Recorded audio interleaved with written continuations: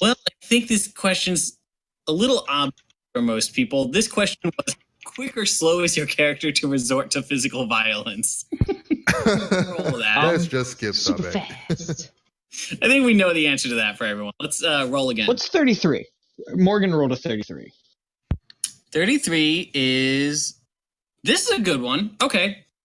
This is also gets a little bit abstract. So part one of this question is what was your character's socioeconomic status growing up, and how does that differ from your current socioeconomic status? Which raises some real questions about what our party's socioeconomic statuses are. Because, like, on one hand, you guys did just spend... most, like, regular, like, farmers and stuff will live on, like, 10 gold pieces a year or something. And you guys did recently spend, like, 10,000 gold pieces just buying, like, random crap for yourselves. So on one hand, you're definitely dealing in, like, 1% money, but on the other, I do think everyone in the party's homeless. I always have a home to go back to. That is true. Subic has been wandering for a while between when the alchemist started experimenting on him and when he murdered the alchemist. Well, I guess it's not really murder, more like revenge kill. Revenge killed the I alchemist. think in the eyes of the law, it probably is still murder. That being said, prior to that, he'd been exiled from his village for not worshiping the god that they worship, and thus kind of abandoning any claim to, like, any kind of family money. So I imagine that he would come from, like, a moneyed, like, priest level family, but since he wasn't down with all that, he kind of just is broke all the time. So he may get, like, large influxes of money, but usually just spends it all on crap like health potions or a better sword. So it's kind of like hand to mouth with him. This is interesting because I'm not expecting this. He was wealthy as a child. Yeah. Wealthy-ish. Not like one of the richer people, but not a 1%er, but, like, doing cast, well off in his village. Yeah. Okay, good. Interesting. Anyone else?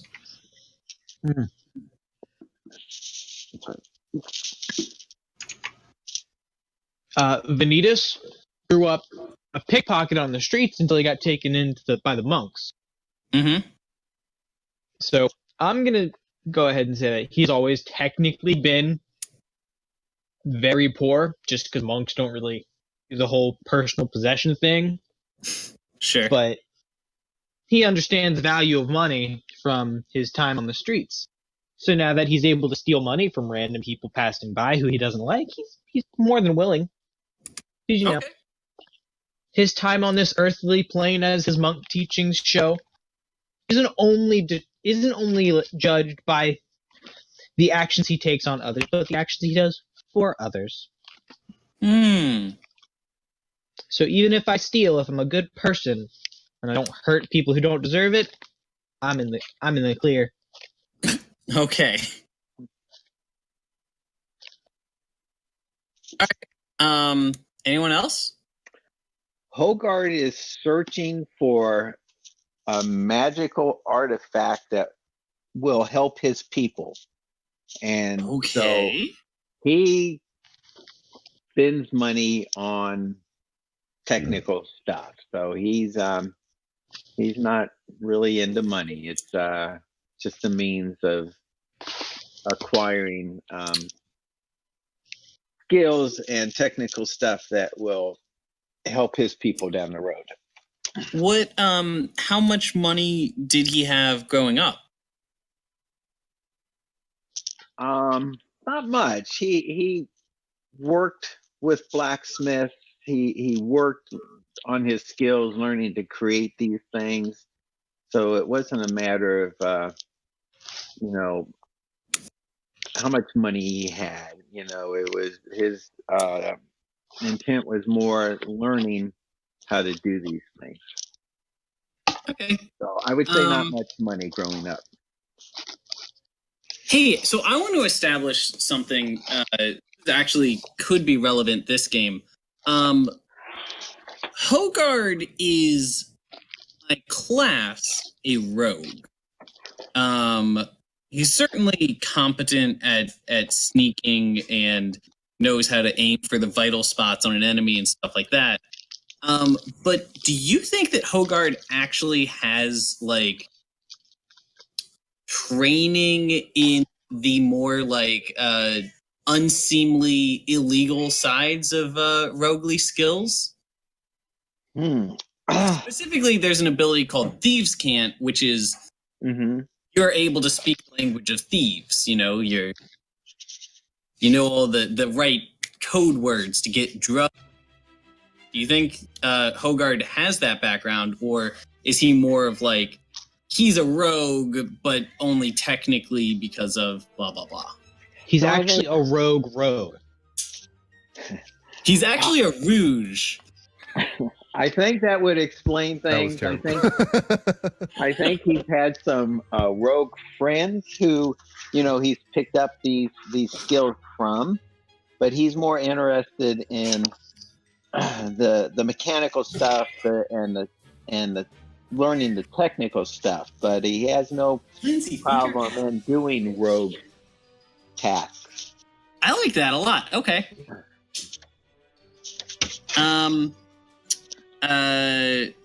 Wex or Lunara? So yeah, Wex grew up in slavery, so money was never really a thing that he understood or So had not much really of the a concept of, highest like, definitely not of the socioeconomic highest status. socioeconomic status. Yeah, but once kind of finding his footing for piracy and kind of coming into his own as his birthright and claim as a Greyjoy, it's like money is not a thing that he worries about, because if he wants something, he takes it. Like, he takes the house words very seriously, and kind of since coming to this land, it's been, well, money isn't really hard to come by here, specifically because if I need something, I can just take it.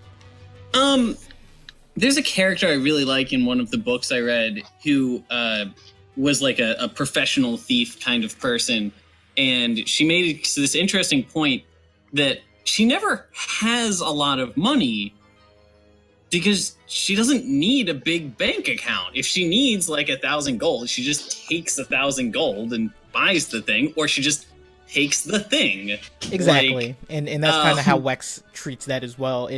It's wonderful when there's a shiny object, and I know that, I can fence that for a lot of money, but it's more important to be able to say, well, I didn't pay for this, I took this, and that's the strength in being able to show that you can exert that kind of power over someone. Okay, very good. I'm not muted, am I? Nope, we can hear you. I would say, like, when Lunara was growing up, it was like, socioeconomically wise, she, like, her family had enough to get by, but then, like, once, like, her family kind of broke up and she started wandering on her own, it was more like she had less money than she was used to growing up, so she would, like, wander around and, like, skin animals and, like, try to sell those in town and barter and stuff like that to make money, and, like, occasionally she might swipe something if she thinks she can get away with it. She grew up in an interracial house, correct? Like, she's not just genetically half elf. She actually had a human parent and an elf parent that raised her. For a time. Was she raised in a predominantly human area, a predominantly elf area, or like a very mixed area? Ooh. I would say a mixed area, which is probably what caused a lot of the tension with her family and why they eventually broke up. Well, and it also is probably why she exists. That too. And so within this mixed area, her family was solidly middle class. Yeah. Like it wasn't like they had like excess money. It was like they weren't like hurting, but they had enough to get by. Yeah, middle class, like you don't have to worry about surviving paycheck to paycheck, but also you can't just go buy another house just because you want one. Yeah. Is The anyone in the last that party leaves is concerned Gimble. about slipping into slavery, or rather poverty again? Mm-hmm. Oh, wait, what? I'm What was sorry. that? I was like in the middle of a chew. I was just asking if anyone in the party was worried about becoming poor, or worried about slipping into poverty at all. You mean currently or just in life? Like in life. I would think that that's kind of like in the back of Subek's mind pretty much all the time because he came from relative wealth but is now pretty just hand to mouth. He's really disgusted with the practice of slavery and not really cool with any kind of bondage at all because he himself wasn't a slave but was taken as an experiment. So Giggity. what? Because I said bondage. Yeah. We know what his kink isn't. Well, Hey, don't kink shame. Yeah, no king shaming. wing straps. This is a tangent, but there's going to be a part in this game that as I was writing it, I was like, oh, there's no possible way we're gonna get through this without Zai just going off the rails and like blowing everything up. We'll see how it goes. I'm gonna save my dragon blood now. Gimble, let's do you real fast, and then I'll start moving things. Yeah, so Gimble also grew up in like a poor lifestyle. His mother was a changeling. His father was a monk. He learned the ways of the monk through childhood, and then his teenage years are kind of like blurry a little bit. But sometime during those teenage years, he ran away from home on a mission to like discover himself, and ended up living with wild dogs for a couple of He's years. a little runaway. Okay. Literally. He did all the cocaine. Why? I don't want to talk about that. Does he have like amnesia or something, or like why is his memory blurred? I think I'm like flashing moments of like a traumatic event, but I can't remember. But every time I think about it, PTSD. it makes me very like nervous and angry. That is gold. That's fascinating. All right, very good. Okay. So we ended last game. You guys had barely saved one bounty hunter, failed to save another, and killed several wanted bandits, and then the other bandits you did not take back to town. You set them free in exchange for some of their goods, correct? I think we tricked them into giving us their goods and then turned them in. It doesn't make a big difference, but I do want to know if that is what happened, if that's what the rest of the party says happened. I think that's what we did, but yeah, what do you guys remember that? Or is that just I remember there being some projecting? back and forth about it, and I think some people just did that and others didn't. I know Sabek didn't, but I feel like others definitely did. I would have taken the definitely got the gold, but I treasure. would have taken them at their word that, hey, this is all they wanted. As a pirate, like, I would just respect that, and they could go But on they to do didn't their say own. parlay. Oh my gosh. Somebody called Jeffrey Rush. Right now. We owe him $5. Yeah, I would probably lean on the side of just letting them go to their own devices, because they gave us the thing that we wanted, which was their loot. Gimble was really caught up in the moment of rage in the bar, but then he came to his senses and realized that they held up their part of the bargain, and we wouldn't kill them because of that. Oh, we Okay. didn't kill him. We just turned. I thought we turned him in. That's fine. We're good. Okay, That's fine. so I believe we gave you guys the gold equivalent for the treasure that you got from them. Yeah, it was. If you did not write that down, that's not my 1200. fault. 1200 total. Okay, so Yeah, I got the money from that. That's cool. after getting your money from them, you get back on the road with the lady that you're traveling with, and another day or two of travel later, you arrive at the town of Yartar, which. So I did not have these circles positioned very well last time, and it was cutting off some of the town names. It is Yartar, actually, not Yarda, but in any case.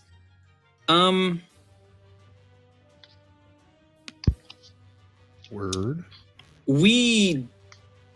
Is there anything anyone wants to address before we just jump into the town of Yarder? No. Well, not on my end. No. Okay.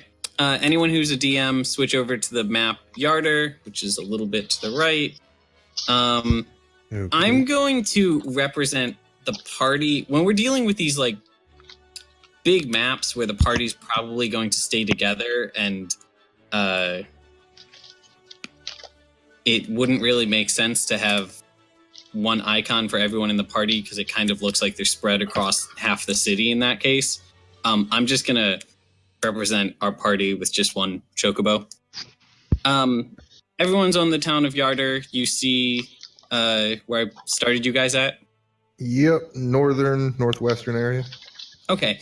And this is a huge town, and it kind of stretches off in all directions. This is just like the main entrance that you see when you arrive at it.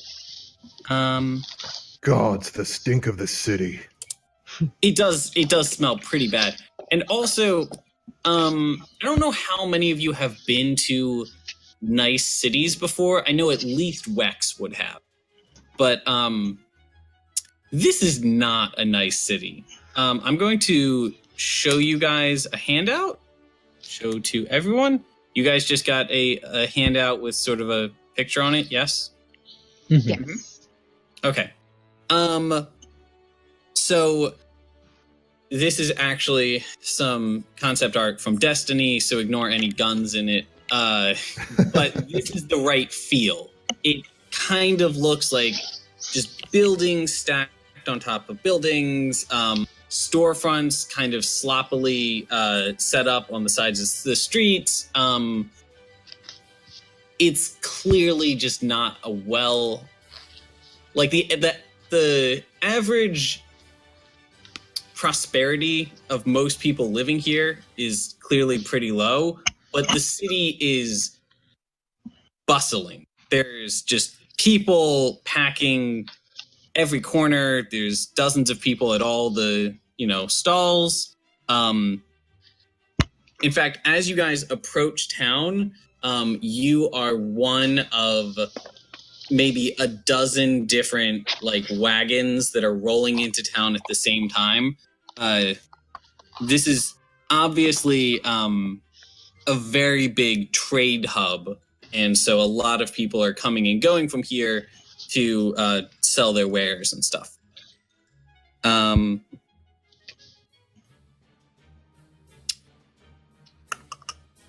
is itching and grumbly. Yes, Sabek is itching and grumbly. And like Sabek pointed out, it doesn't smell great. I would say because the concept of medieval sanitation literally terrifies me. I'm going to say that sanitation in our world is better than the real world medieval because they have fucking magic. Like, so if you no can throwing have out night soil from the windows. Yeah, if you can have a bag that just literally has a black hole in it, there's no reason people couldn't come up with some form of plumbing to deal with their shit. If I'm nothing sorry. else, Shot in the Bag with a black hole in it seems like good plumbing. yeah. Just don't reach in there. Poop in the bag. Oh. Yeah. Now that Guys, I said, brought the wrong bag of holding. It would even really piss off the entity inside there. the smell is not the smell of sewage that would be like a big thing in like a medieval city. It is just the smell of thousands and thousands and thousands of people just living. It's the smell of body odor and the smell of cooking from 1,000 different stores and the smell of the horses and the axe beaks that are walking down the road. And Sorry. those guys are just getting on the road because they're horses. And so Gross. it's this big chaotic scene is what I'm trying to get across with this city. What time of day is it? I think you guys probably spent the night at that bandits camp, because I mean it was a nice camp and it was kind of on your way, and so from there you would have been able to arrive here at noon. I think noon is a good time. Important to note, I don't have it listed on this map, but there's a river that runs through town. Several tall buildings that you can see that are like poking up above the normal skyline, that are, you can imagine, are probably kind of like navigation points as you move around the city.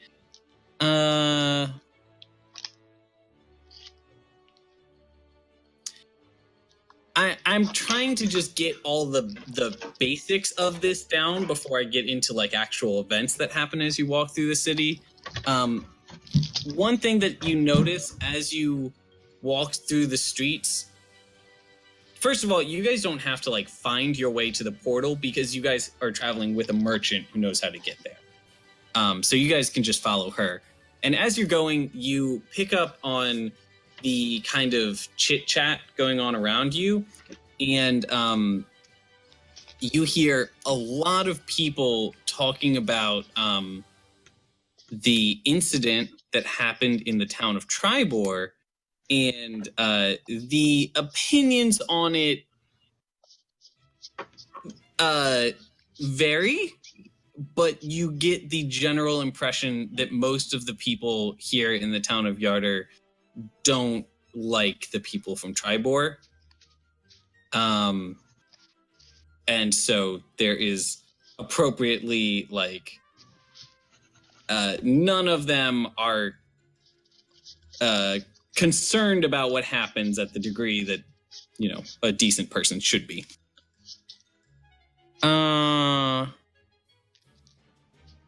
So these guys are just all being dickhead. I mean, okay. I want to establish it as more of a like city rivalry, like sort of if you were A Cowboys and a Redskins fan. if you were walking through New York, these people are talking about the town of Tribor the way that people in New York talk about New Jersey. You're cutting out there. I'm assuming you said New Jersey. Yes, that is what I said. Word. Okay. So, you guys are going to make your way down the street. As you guys are traveling down this main road here, there's dozens and dozens of alleyways and side streets that branch off of it. There's buildings all around you. You guys are going to notice several you're going to notice a lot of graffiti. There's also just a lot of like chaotic signs all over the place and advertisements, but there is some distinct graffiti like up on all the walls. Some of it is the standard kind of like just boastful graffiti that you see everywhere. Wex and Vanitas, you two are going to notice something interesting about this graffiti, which actually isn't terribly surprising in a city of this size, but a lot of the graffiti is actually coded, and it is actually the language of thieves can't, the language of thieves. Did we say Vanitas knew Thieves can't because he was a pickpocket on the streets? When he was a kid? Yeah. Vanitas might not be like fluent in it in the way that I'm certain Wex is, but Vanitas at least recognizes it and probably can recognize some like basic signs that would be helpful to him and to his survival. For one particular one is, the sign that means goods can be fenced here. Okay. Because that's totally something that like Vanitas living on the street as a pickpocket has to be aware of. So as you guys are walking down this street, kind of making your way down towards like this first intersection, you're going to pass a lot of these signs that indicate that there is a lively underground in this city. So some signs you notice, and let me know if you want to investigate any of these in particular. The first, there's a sign that indicates that goods can be fenced here. Another indicates that illegal armaments and goods can be acquired here. Another indicates that there are cheaply available drugs here. Ooh. Another indicates cheap companionship. And another indicates that this is a place that somebody could kind of lay low for a while. Any of those step out to you? Gimble would be interested in checking out the illegal arms, just to stock up on weapons Also, Okay. same. or other types of goodies. Vanitas would probably want to go check out the fence Okay. and just, like, hear the word that's going around town. Okay. So Holgard speaks Thieves can't, and so he's looking for like bar and gossip. okay. Well, actually, all three of those are going to kind of converge in the same place. So first of all, there's a sign indicating where you can fence goods. There is also a sign indicating where you can buy illegal weapons and stuff. They point Illegal to different weapons here. parts of the same shop. The illegal arms kind of points to like the back door of this shop. The like fencing your goods points to the front door of this shop. And luckily, this shop happens to actually be in the form of a bar called the Wink and Kiss. Ooh, Is it also the brothel? It's not the brothel. The brothel is next door. Cancel That's giggity. misleading. You can get a discount if you show them your receipt. Oh, Will they validate parking? The fence is out here validating parking and offering paper receipts. Sorry, I'm just trying to grab us a nice scene to work with here. Sabek is kind of mouth agape at the city. He's seen cities from the exterior before, seen the walls, but he's never actually been inside one of them before. So he's just swatting at flies, kind of looking at everything wide-eyed and in wonder. I think he slaps. Okay. Yeah, he slaps Vanitas on the back because there's a fly on him.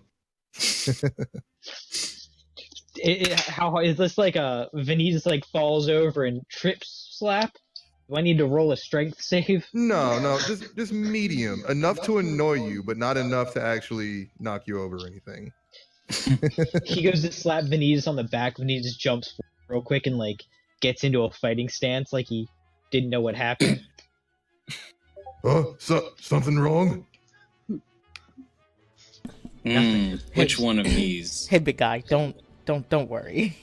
We're gonna get you some fun tonight. All right, I'm thinking it's this one. Okay. So I'm gonna drop in our scene here. All right, let's blow that up.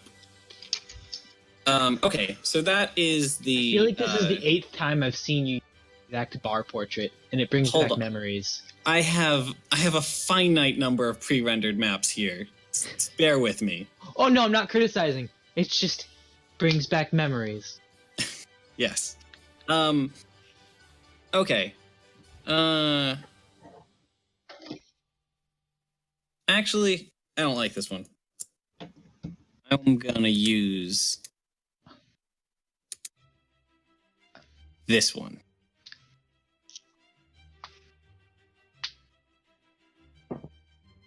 Oh, that one brings back memories too. Okay. So, here's your bar.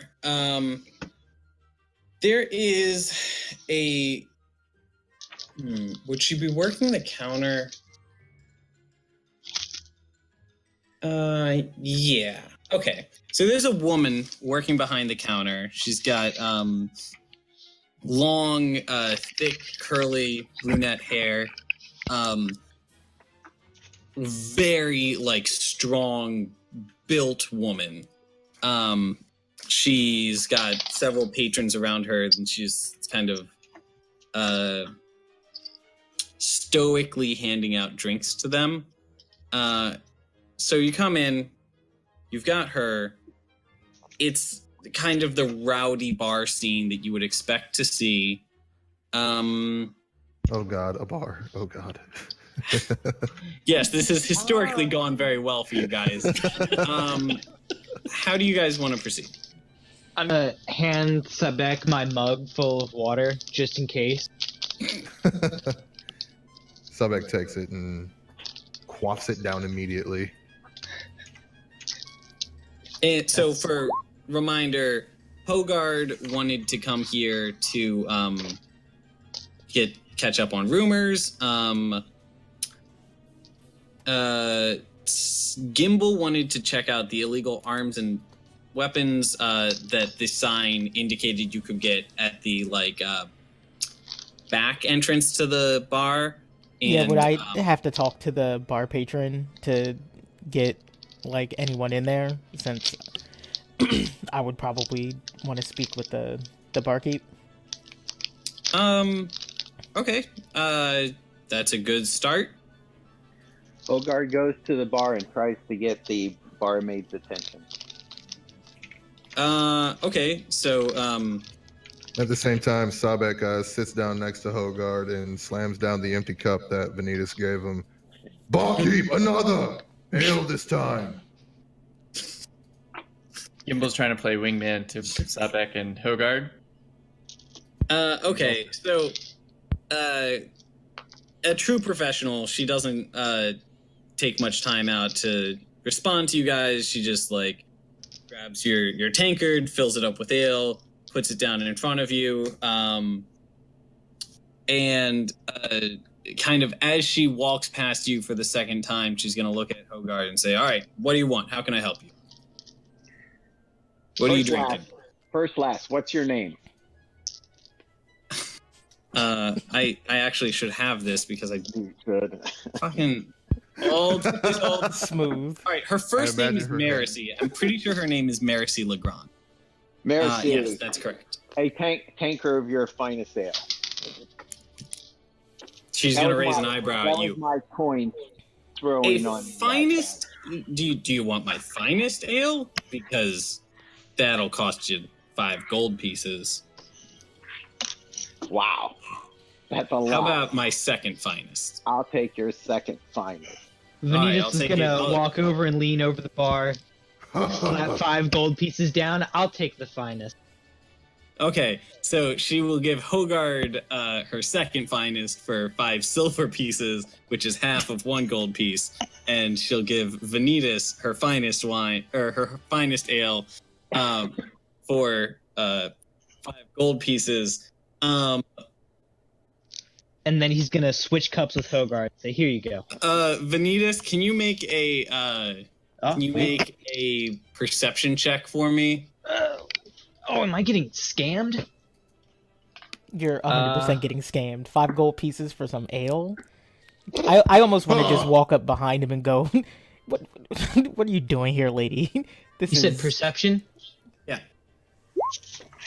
What do they get? Okay. You just got scammed. Okay. Well, Oh. yeah. She fills each of your tankards up and puts them down in front of you. How do you guys want to proceed? Gimble would like to charm this woman. Okay. Play it live. How so? So he knows that he's gonna need some like secret talk to get to this illegal Secret weapon. talk. But he doesn't know what it is, so he's gonna try to like charm the bartender. And Okay, just so damn charming that Does she it offers at him least to get the does it weapon. at least look like he's like flirting with her? Yeah. Okay. As soon as he sits down at the counter and tries to like lean over and doing like so hey beautiful, you come here often. She very casually walks over behind the counter and lifts up a big butcher's knife, spins it around and slams it on the counter in front of you and says, "I do not have time for your bullshit right now. Gimble in response. Not feeling it." Gimble in response takes his great axe out and slams it as hard as he can on the table. She's going to look at it, and I will say, as hard as you can with a great axe, puts a reasonable like chunk out of this table. She's going to look at it and say, "Well, I would charge you for that, but all right, fair is fair. No, I'm not available. I'm not interested, and it's kind of a sore subject right now." Hogarth Yeah. takes a big swig of his beer and smiles. Okay. Gimble Just says, laughing "Well, at I'm a all of great this really listener, hard. and I've got all night." She's, you know what? Make a persuasion roll. Yeah. Can I aid that roll? Oh, you couldn't aid my perception, but you'll aid this? No, because you did that to yourself. You were asking So- to get scammed. I want to help Gimble because Okay. I think Help Gimble I think his heart's in the right place, and it's Okay. like, yeah, I we was really just want this trying to information. I was just trying to get Hogarth the finest ale I could get him. Yeah, 5 gold coin. 5 Why gold was it coins. gift? You should have You felt. should have looked out that for you your were- party members. Piece of shit. I was just. You know what? You're getting real testy now that you're starting to There's some scam and bitterness in spy this on party. people. Guys, who hurt you before this game? This always happen when we go out for a beer. Yeah, we actually have a really bad time in bars, but like I want to roll up Let the behind little man Gimble, talk. Okay. and I want Roll a to motion to persuasion. her, like, hey, What are you doing in here, Garrett? you said persuasion, Roll a persuasion and let me know how you're helping Gimble out. so I'm gonna just run up, like walk up behind him. I don't want him to see me, but I want to do like the hitch, and I just want to do like my best Will Smith behind him, like motioning to her, like, yeah, it's not, this is his first time, like, don't worry about it. He's trying his best. He's a little guy. He's actually kind of not sure of himself. So just be kind if you can. And Okay. I like this. I just want to like turn like to the side and just wink at her. And just be like, we're trying to get down there, love. Can you help us? Gimble turns around and sees Wex, and Wex is just whistling while like. Okay. She's going to kind of like run a hand down her face, and she's gonna look at the clock, and the clock is basically just a very cheap enchanted like hourglass kind of thing. Mm-hmm. And she's gonna say, yeah, I'm done for the day. Karen, can you take over behind the bar?" And Karen's gonna take over. Maricy's going to grab some whiskey, and she's going to come.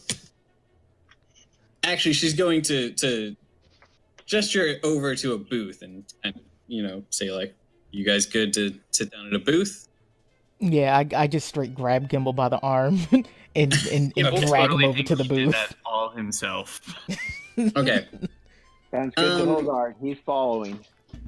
So she brings with her a few shot glasses and a bottle of some kind of heavy liquor. And as she's talking, she's just like pouring herself shot after shot. And she tells this. This is actually funny because you guys have not done anything to indicate that you know that this is a front. So she is not going to indicate anything about her illegal activities to you.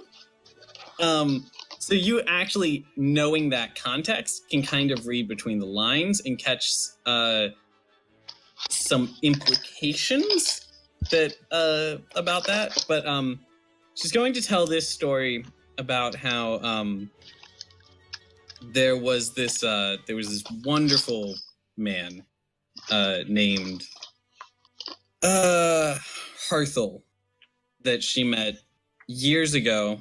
Wasn't really involved in the let's say bar scene, but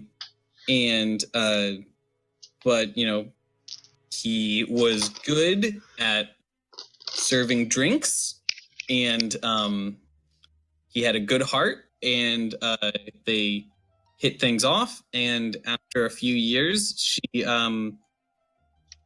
they decided to get married, and things did not go well with his father when he heard about that news, and so Harthel had to come down and live with Maricy, and things were going pretty good until a couple weeks back when Harthel crossed the captain of the guard in this district, Captain Brenner. He crossed him one too many times, and the situation just didn't play out in his favor that day, and he never made it home. And Maricy's not very happy about that. She's trying to get some of the other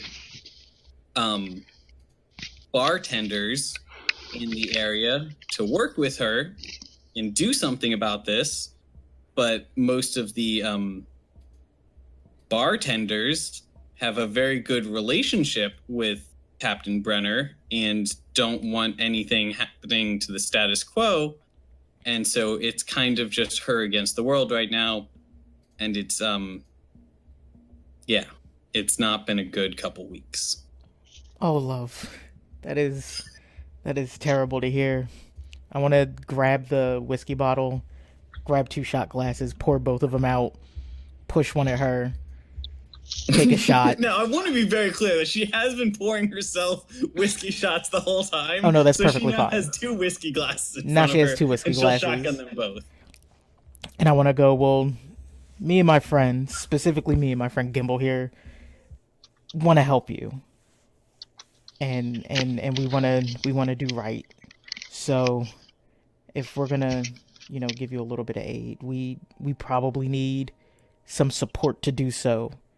Do you have anything that could help us getting to this guy? Gimble's just sitting silently, just nodding his head the whole time, looking at her. She's going to lean back and let out a long breath and say, what kind of support are you talking about? Are you talking about some really good liquor? I'm talking about kind of stuff you can only get from a good bartender? The best liquor. Top shelf. The best you have. She's going to let out another long sigh, like she maybe is a little too tired to be doing business right now. But Is then there she's any way gonna- that I could like code to her? Like since I do have kind of an indication Oh, of that speak, like can I you say speak something Thieves' sly to Cant, her? and- Quick question. Yeah. Wex. Mhm. Your character, is he from a different world? Is that what the deal is? Or Yeah. what's Totally from So a is different he- world. Is he just using a different world's version of Thieves' Cant for this? Or is it the same? Okay, so that's something I had picture, not like- accounted for. I'm going to say that he has been in this world long enough that the words change but the concepts don't. And the first time he got to a city, he just spent like 3 days or something, got in with the right crowd and got caught up on the local lingo. Okay, that's all. Because I wanted to see if this was like gonna go horribly awry. He's like, "Yeah, That's a very we're good here to point I offer hadn't you some considered. help." And Yeah. she's like, "What the fuck do you mean you have a baked potato for sale?" It's like, no, a baked potato, the best kind of potato. Okay. So yeah, she is picking up what you're putting down. And she's gonna kind of rub her face and say, "All right, yeah, we keep our good liquor in the back room here. Come with me." Okay. Also, And, is her dude still alive, or did they kill him? Harthel was killed by Captain Brenner, the captain of the local district of the town guard. Okay, was murdered. Gimble has this feeling inside of him that after hearing that story, he's at such a loss, and he really wants to help this woman, and he really wants to exact revenge on Captain Brenner. Sabek is nodding at the bar. He's pretty drunk at this point.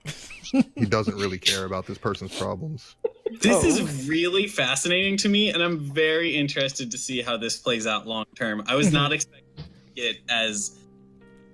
I Gimble wasn't also- expecting this to pick up as early as it did. Okay, I'm gonna good. walk by and steal my mug back from Sebek. Do you slip him another mug? Heavily Lead involved with us. this woman. Whatever. Yeah, Okay, I just Sabek takes he's a had nap. enough. Ugh. I'm cutting you off. Okay. Like a high school kid Bird with butterflies chicken. in his stomach. He's Fuck. like really in love with this woman. Oh no. Oh no, you really shouldn't do that. Gimble! He's got the crush. Oh, You caught no. feelings. Oh, Gimble, I'm about to break your little That's heart what's down. driving this revenge for I Captain actually, Brenner. you know what? You big I love softy. it.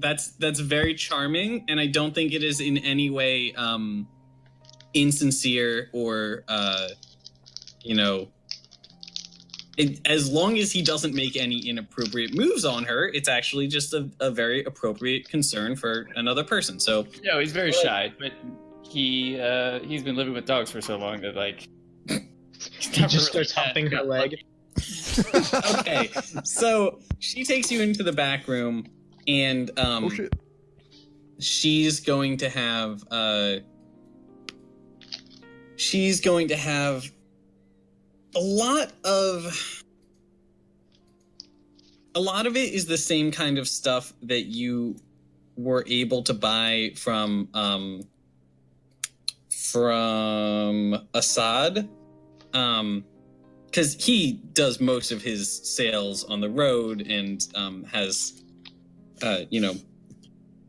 usually doesn't have to Connecciones. deal with local legislation in terms of like selling of weapons and stuff like that. He doesn't have any qualms She's- selling to both Tribor and this town. Like it doesn't, like they don't make any issue about that. Yeah, he's like a arms dealer. Okay. You sell to both sides to increase your business. Hey, that's business 101. Yeah, like the Portuguese. So, Marcy, I mean, she's going to have a lot of like enchanted weapons and like poisoned weapons and stuff like that. She has a lot of poisons available for purchase, as well as a lot of things that like could make somebody briefly like hard to spot, or could like induce like forgetfulness in a target briefly if slipped into their drink, stuff like that. When you say hard to spot, you mean like a smoke bomb or like the invisibility cloak? Like really low grade invisibility cloak stuff. Okay. More like camouflage. But it is magical. And now the one thing that I need to point out is, because this is all illegal stuff, it has a high markup. It is selling for a lot more than Assad would sell this stuff for. So... Is she the only one in the room? And how drunk is she? That's a very good point. That is a very good point, because she has been slamming whiskeys. You know what? I think she has a guy that works back here and is just like the inventory manager. And she's letting him do most of the negotiations. Yeah, she's not too drunk yet, just because it hasn't had time to really kick in yet. Mm-hmm. But give it like 20 minutes and she's gonna be like a sobbing mess on the floor. Sobbing Sobek. So can we get a little bit more intel on this dude? Like, I want to know more about this captain. Captain Brenner? His routes, Captain Brenner, and kind of what his vices are. Because if we're going to take this dude out, we may as well do it the right way. Okay. So she can show you. So part of the reason that it has taken her as long as it has to deal with him is that the other black market people in the area really like Captain Brenner, because he's very corrupt and does a lot of works with the underground a lot. Now he's also very like abusive to the people, and is just a very divisive public figure. Does he spend any time with the women of the night? So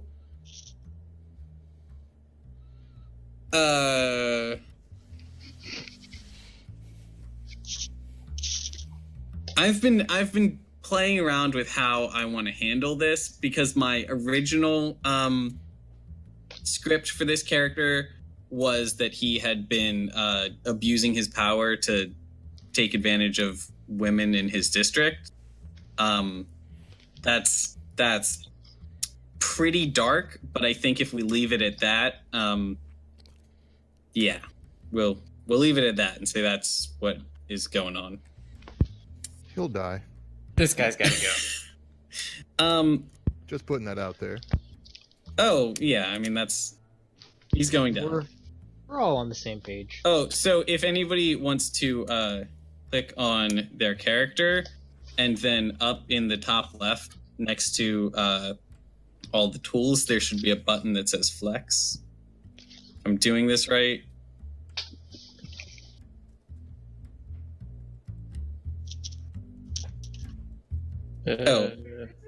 Also, I can now do this anytime I want. Where is this button at? Yeah, I don't see it. It might like not be displaying for you guys yet, but it for me, whenever I have a token selected, it appears to the right of the like mouse select tool in the top left. Is this on the map or our character sheet? On the map. Okay. I'll paste it in general chat.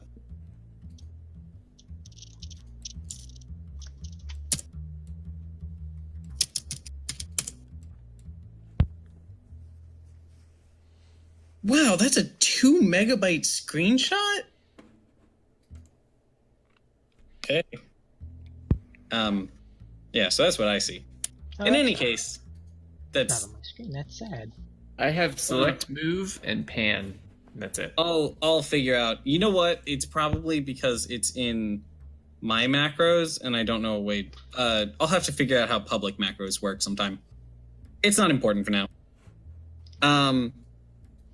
So, I'm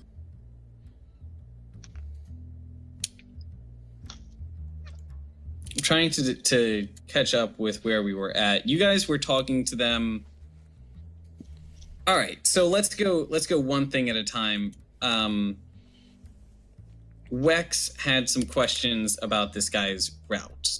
Yes. Like, I want to know his, like, day-to-day, and then probably what he'd be the most susceptible to. Okay. Fist to the Maps and face. tokens. I'm gonna Followed by drag more this. fists to the face. I mean, if we're just going to go around punching everyone in the face, it's not going to mean, feel that's special when kind we of- do it. That's Vanitas' thing. So wait, Vanitas doesn't have that many tools to work with here.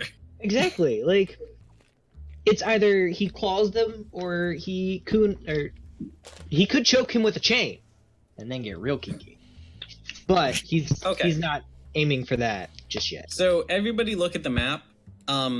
This building here is actually I'll go ahead and reveal the little markers that I've made for myself. Right click, change to map layer. Oops. Select map layer. Back. All right, there we go. So T6 is the district. Is that the term? The like police headquarters for his district. That is where it is not the like centralized prison, but it is the like holding cells for people while they're being interrogated or, you know, held for trial. It is where all of the guard, the town guard, city guard for this district of the city operate out of. It has their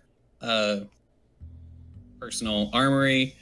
And because of all these facts, it is one of the most fortified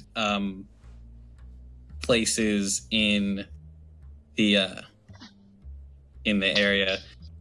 Captain Brenner himself doesn't.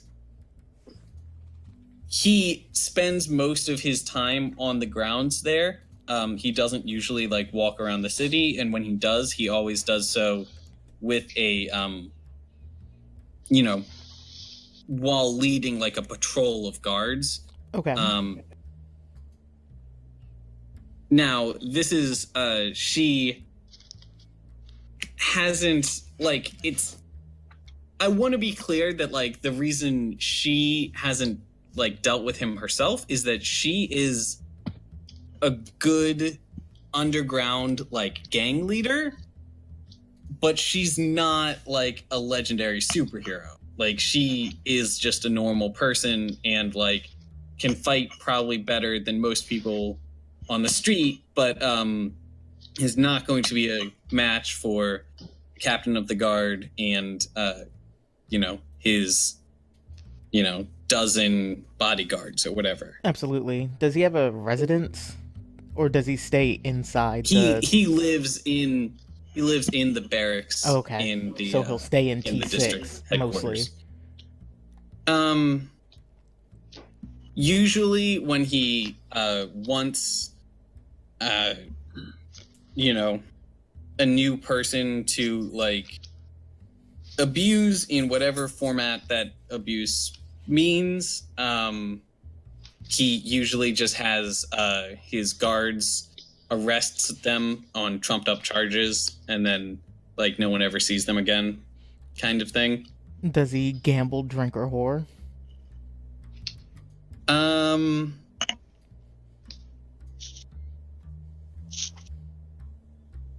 I think he has a weekly thing where he will go and meet with some of the nobility from town, because he's like mid-ranked nobility himself, and has all the like politicians in town sponsor him because he's a government official. And I will say he has several like whorehouses that he sponsors and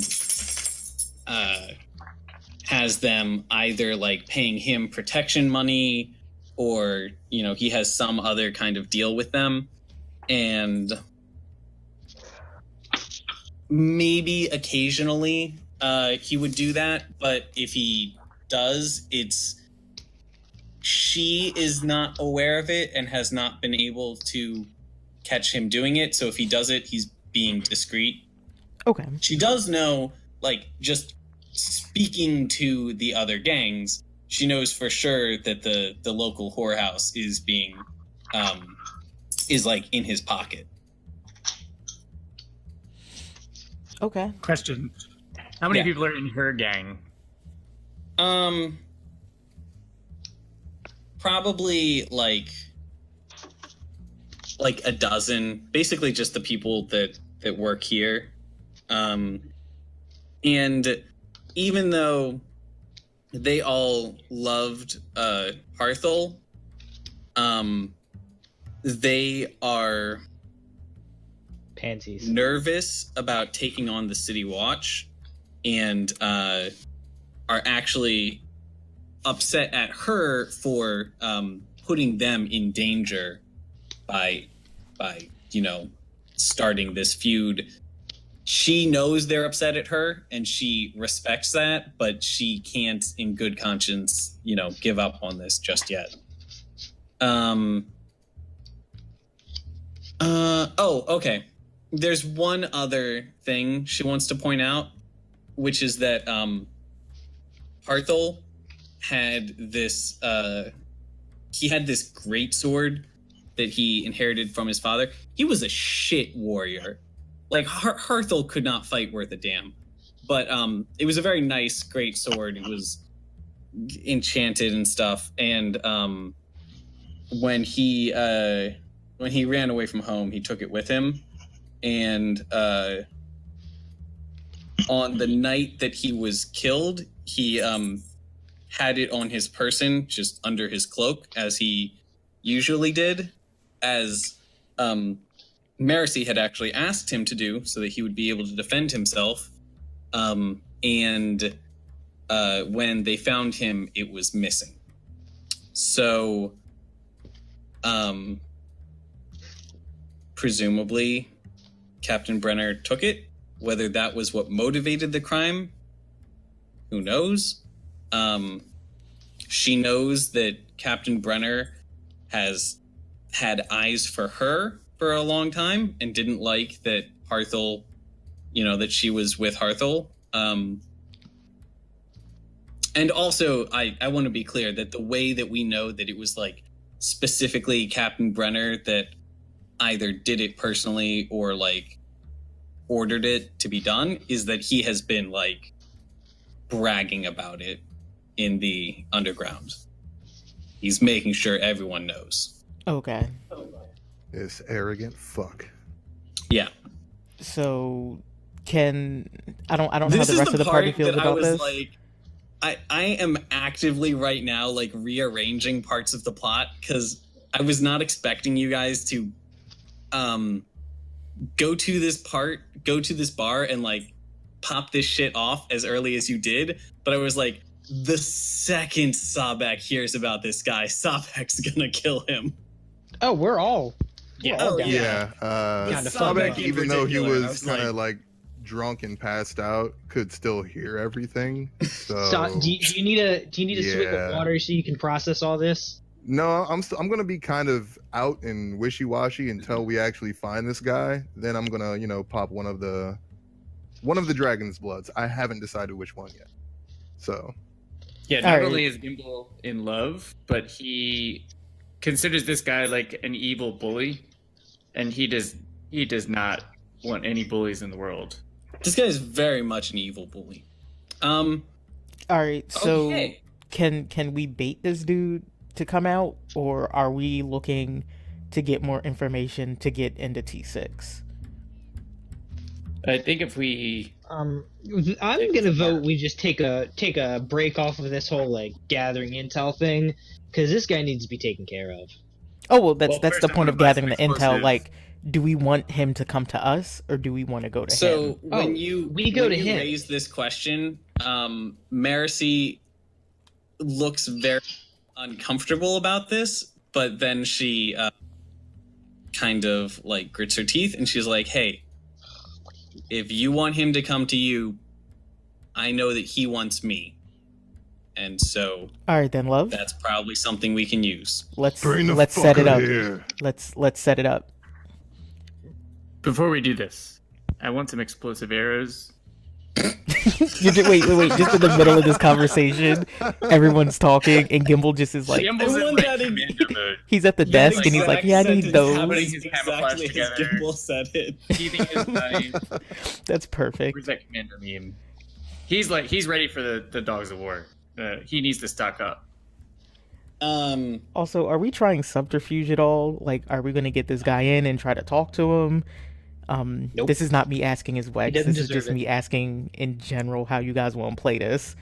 Because I'm happy to murder him, but if we're going to murder him not for no reason. Well, I think that we should lure him into the bar. Because he has intel. And I'm just gonna sit there like I'm passed out still until he gets a little bit past me and closer to Legrand. Okay. Yeah, I would Do what they want from there. I'm just saying that I kind of want to surprise them.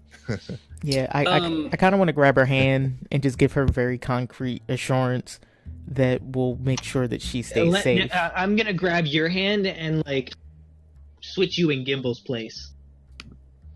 Like let this man fly. So she knows that Captain Brenner is a like Skis ball. very, very careful person, and the reason he's been able to get away with this for as long as he has been able to, is that he is a total sociopath, and he is careful and cautious and precise in the way that all the worst politicians are, and she knows there's no way in hell he would step foot into a gang headquarters of a gang that doesn't like him, unless he had put every card in his favor to make sure that all those fucking boxes they're alive. So I think it would be advantageous if some of the winged members of the party or the birds or whatever, like spread rumors about Legrand hiring help because she was upset with him. So that would incense him in the first place, but that the help was just this slovenly drunk who was already passed out over the bar and couldn't really do anything at all. Wait, can you repeat? You said something about winged members of the party, and as far as I know, I'm There's the only one. No, there's Nugget. Oh yeah. Nugget. I did forget about Nugget, Oh, but poor Nugget can't really spread rumors effectively. Okay, I need to know, why specifically the flyers? Because they can get around quickly. Because the flyers have to put up flyers. This is not, okay, they could get around quickly and tell a lot of people, but you would still have to wait for the rumors to get to him and wait for him to decide to act on it. It would probably if you want to go the like rumors and let him act first route, you're probably going to be like waiting. Yeah, we're gonna play the waiting game if that's it. Well, are we for the long con? Like we? I am prepared to get really drunk as a sacrifice for this plan. I feel like Sub-X prepared to get really drunk as a sacrifice for any plan. I mean, that's not wrong. So, Mercy says, hey, if you want the, like, black and white, easy, get him to come to us method, we could just go find one of the, like, guard officers, say that I want to speak with him, and he would, like, have me taken in. Now, let's do it. How you guys teleport get right yourself, into that room. Yeah, how you guys get yourselves in there is like on you guys. Wait, how And we get actually, at ourselves that in point- where? What if we get arrested? If we get arrested, we would be taken to the keep. Yeah, And but then he- we'd have no gear. Paying us a visit. Yeah, and I'd be out of dragon's blood. Yeah. Mercy says, well, the cool thing with corruption is that it cuts both ways. We might be able to find a way to sneak your gear and stuff into the district headquarters, maybe bribe a guard or something. You got someone on the inside like that? Would they- Not yet, but they are notoriously easy to bribe. Then Would I'd they say pat set down it up. my wings? Because I could totally just hide my blades in my wing. You don't need blades. You're a monk. I know, but I like having my stuff on. It gives me more colorful options. Yeah, I would motion to her and be like, yeah, that seems like the best setup. How soon can you get it done? It's got to be at night. That'll help me out a lot. Oh, for shadows. Yeah.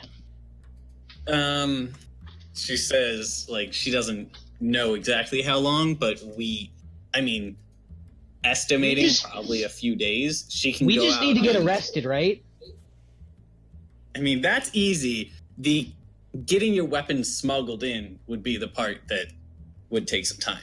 So how much are we talking collectively? How much time? How much money? For a reward? No, how much money bribe. to bribe so we could get our weapons in? Oh, she's gonna say well, this is an interesting question. So she is more than happy to pay that bribe herself with funds from the gang, funds from the shop.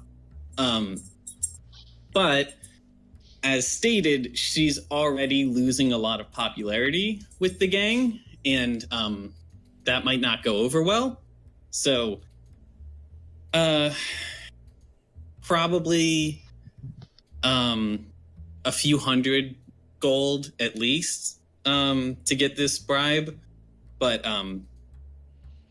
the only reason you would need to do that is if you want to help her maintain her image in the gang.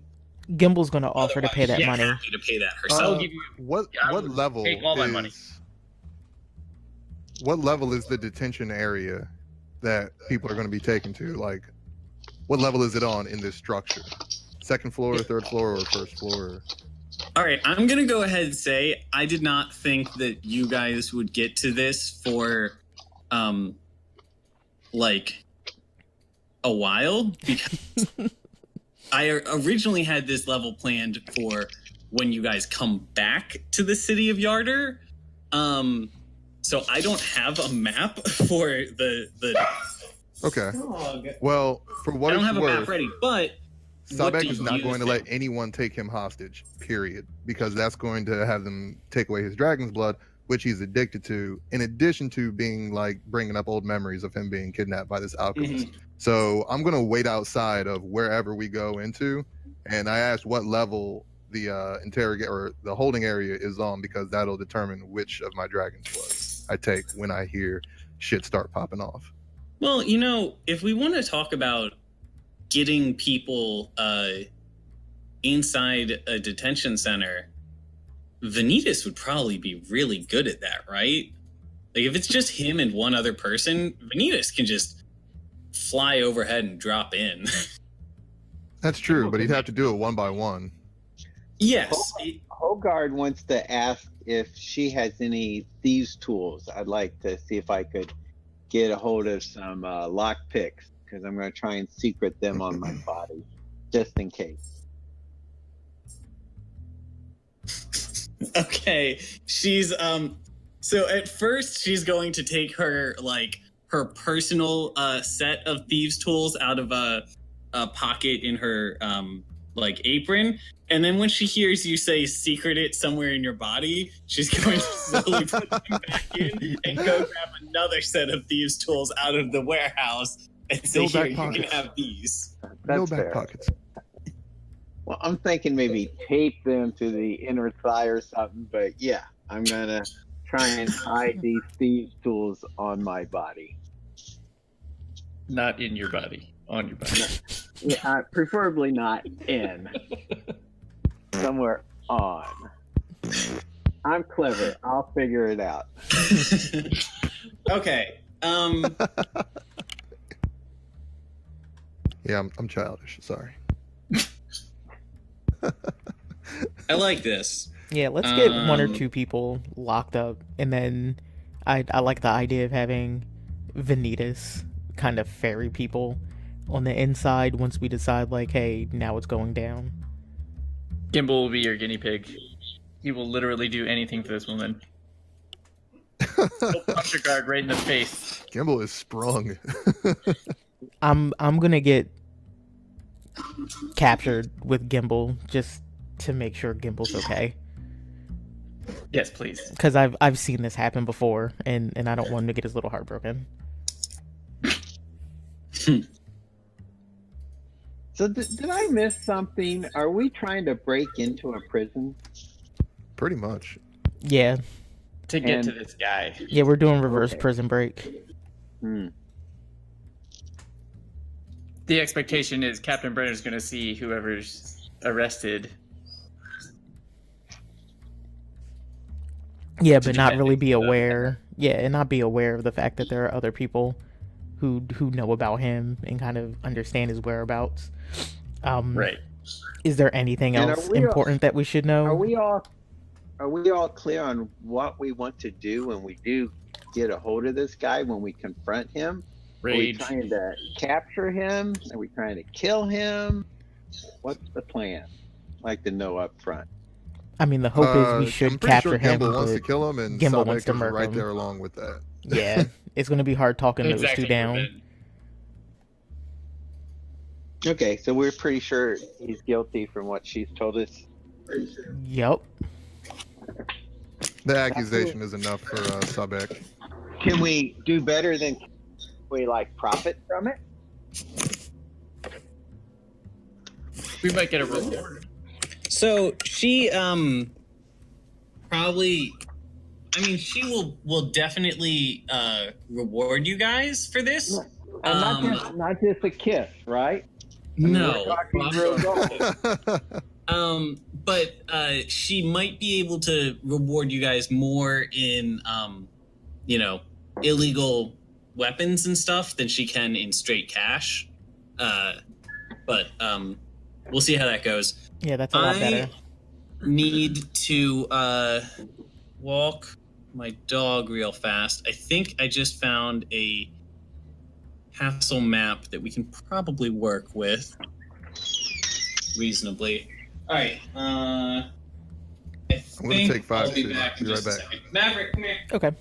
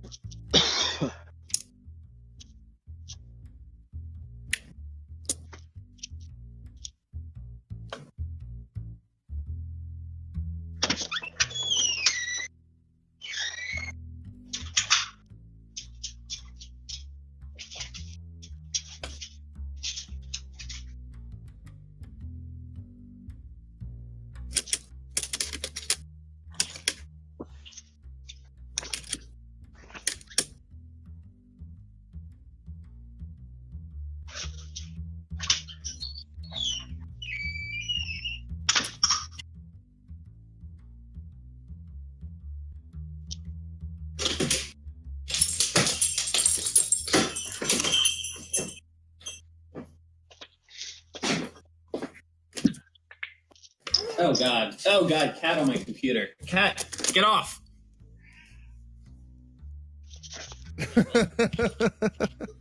Let's see what the damage is. Well, I have my same points, no change. Okay, so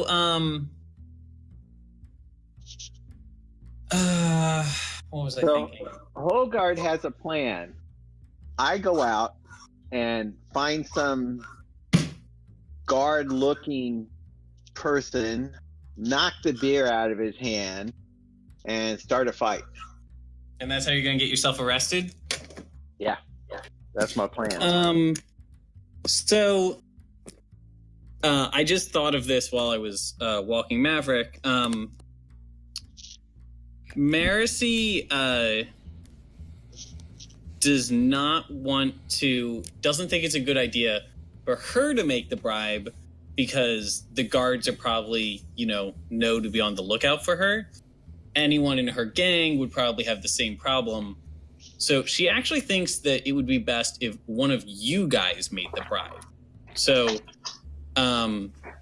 she's going to give you her, 2 favorite knives and ask you to slip that in with whatever else you're smuggling in, and then find a guard and, convince him that if he finds these and puts them in, some place in the precinct that you'll give him X amount of gold. She lets you know, definitely do you get half of it now, half of it later deal, because if you give them all of it now, they're just gonna arrest you.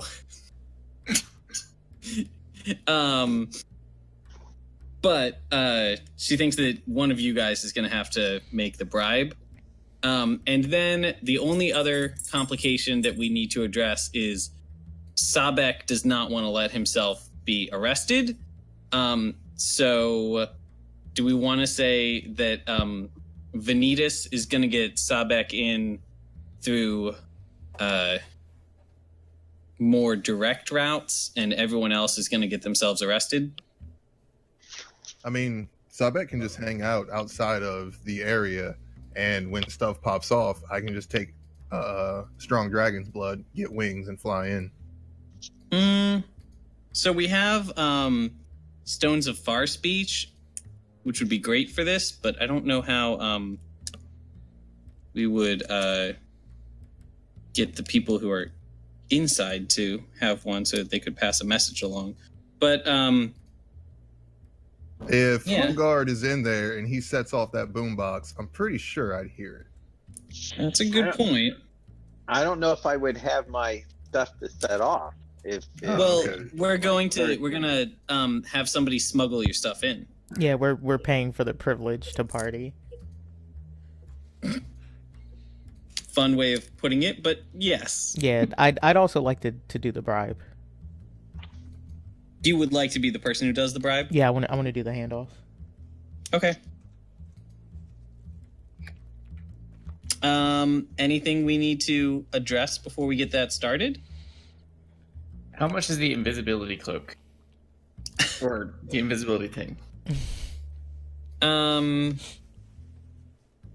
So this is one of those weird situations where you guys are doing a job for her, so it doesn't benefit her to charge you. So I think she will say if you do this for her, she will make that your personal reward, and just take that out of however much she's giving to the other people. Well, I might want something else. That's good to know. Okay, well then you can definitely just borrow it from her for this job. Okay. I want the record to state that while the cat was standing on my computer, among all the other stuff he did, he also pulled 2 keys off of my keyboard. Jeez. God damn it, cat. Oh God, Melek used to do that same shit to Aeneas' keyboard. He ruined my laptop. Ruined it. I'm so sorry. Why would they do that? They just want to see the world burn. They have no. There's no reason. I'm gonna have to figure out how to reattach that. I'm pretty sure I know. I can see how. I just have to figure out what the logistics of lifting it in just the right way are. Okay. So it's 8:30. Zion wanted to end at 9.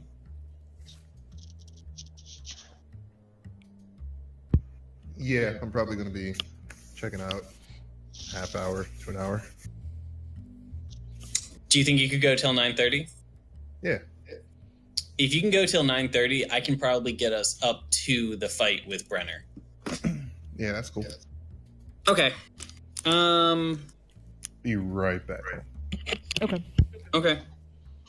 Well, he's working on that. I'm gonna try to find a dungeon. One nice thing about the internet, they do have everything that's ever been made.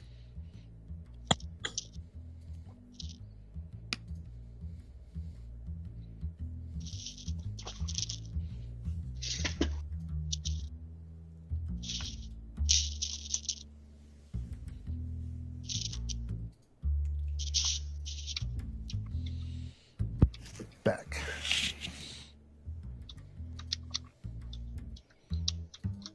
All right.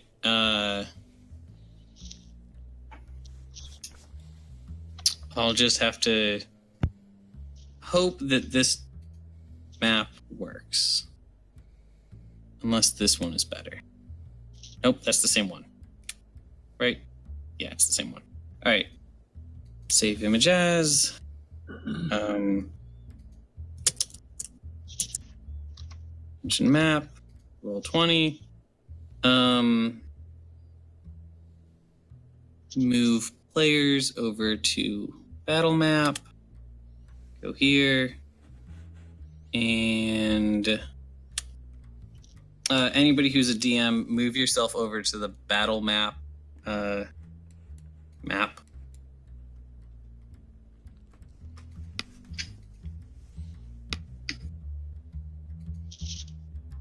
Okay. Now.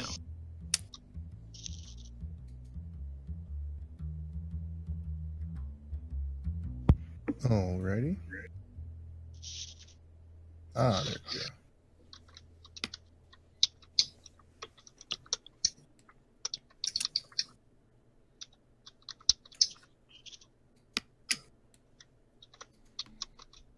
I'm not bothering to figure out grid size, so we're just gonna.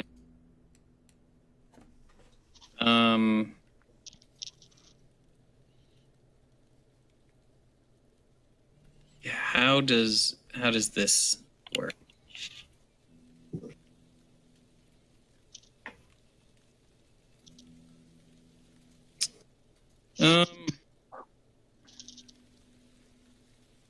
Yeah, all right, it'll have to do. Okay, so let's find some players. Where do we have players at? Did I delete them all? Oh no, they're right here. Yeah, no, we're only like the top right.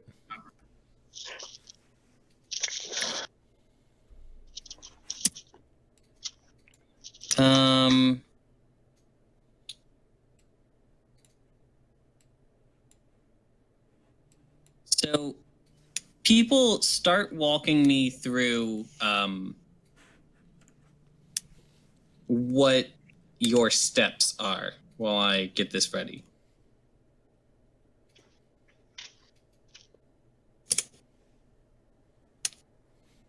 How do you guys get in? We've already gone over it. I just need to restate it. All right, I go up to the nearest guard and I knock the beer out of his hand. Hold on. Before that, I assume you guys want to get your weapons. Yeah, we're meeting with the contact that was provided to us. All right, so that's Wex. So there is a guard that shows up at this particular whorehouse every night and is always in a good mood afterwards and is always open to bribes. Actually, I think it's a little funnier if he's always open to bribes beforehand because he needs some spare cash. We're gonna go with that. Yeah, that works.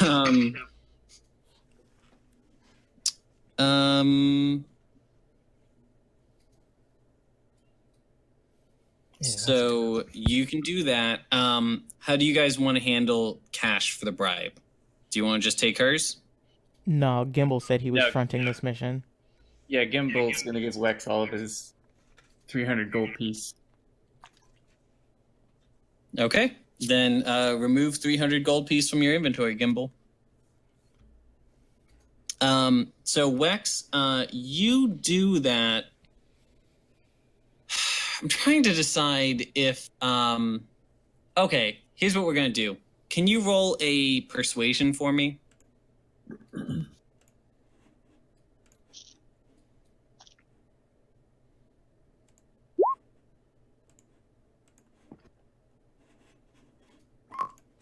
Whew, good.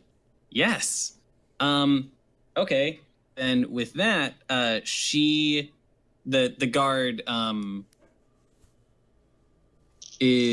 will take your money for actually with a 21. What I'm gonna say is he will do this for 200 gold pieces, and that so we're gonna give him 100. Huh? So we're just gonna give the guard 100 now, and then 100 after, right? Yeah. Okay. And it is up to you to decide what to do with that other 100 gold pieces that Gimble gave you. Man.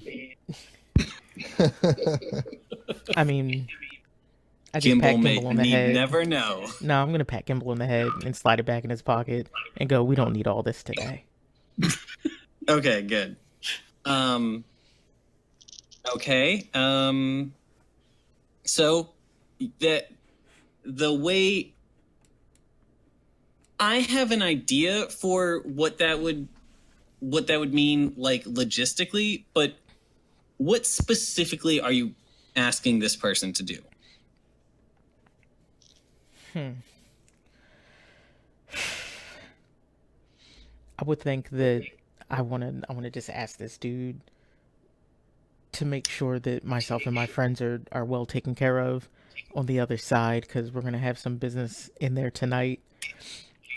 And we need some stuff taken in specifically, as well as what was it the woman wanted us to bring in? She had like 2 daggers, right? Yeah, like her two Yeah, favorite her knives. personal knives. Tell him that you'll need some tools carried in, that you need to paint a picture for this guy. Yeah, like are we giving him a case or something? Are we just handing him like a satchel that has all our stuff in it? Because that's gonna look wild having like a great axe, another great axe, Yeah, some like you bows. have to have him a bag or something. All we gotta do is have them cover the shift tonight, and then have them accidentally drop the key to our cell in the evidence locker. Okay, those are 2 very different things. So, he is willing to take all of your stuff and make sure that that bag is sort of forgotten in the hallway outside of your cell. Asking for just like a skeleton key to all the cells in the dungeons is like, that's a bigger ask. He's gonna need more money for that. Yeah. Also, is that Oh something no, not he a would even skeleton have key, on him? just to our cell. Well, he doesn't. Are you going to tell him that you're getting yourself arrested? Because No, we're not letting him know he's not any of currently that. been told that. No, Oh, that's not okay. important. I thought and we we're told not, them that. We're not telling him that. Like, get our I stuff in. think you Here's our guys bag. want this guy to know as little as possible. Yes. The more No. he knows, the higher the price will go. Well, the only reason the wording, we're gonna need the guards to take care of us in there. We've got business there tonight. Put me under the impression we were telling him we were getting arrested. Just say we have a snitch we need to take care of. That's very good. That is a good idea.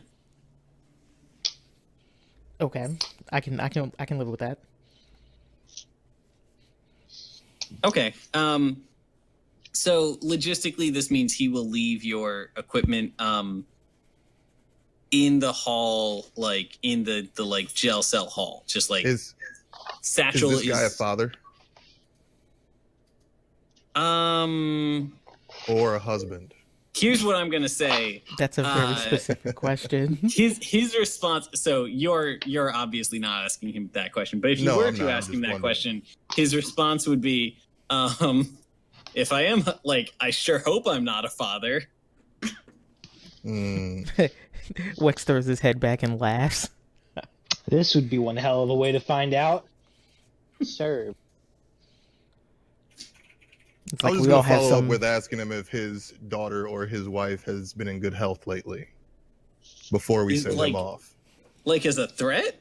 No, not at all. Just a curious question. Just a friendly question. Just shooting the breeze.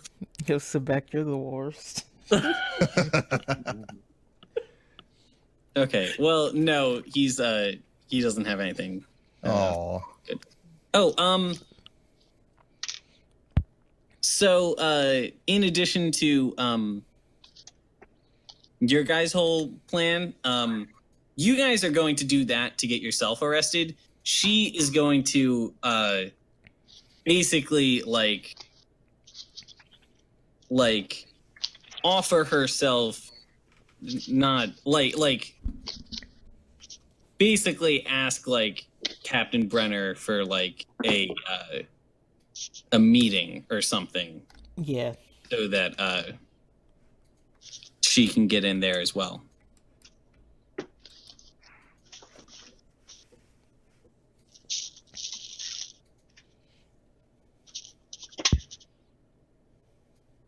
Okay. Should we also be asking this guard? No, I don't think we should. Like, do we have any intel on, like, once we get inside, where we should be going to get to his quarters? No, you do not.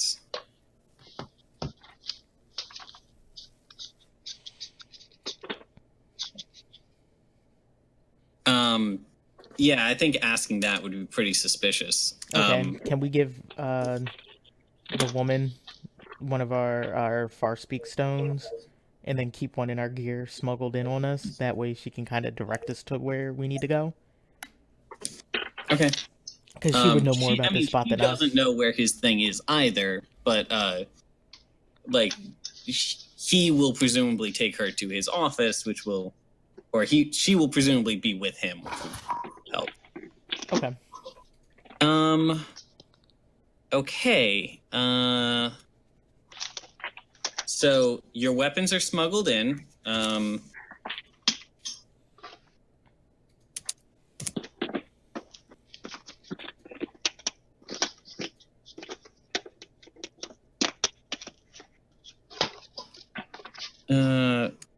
That would be over here.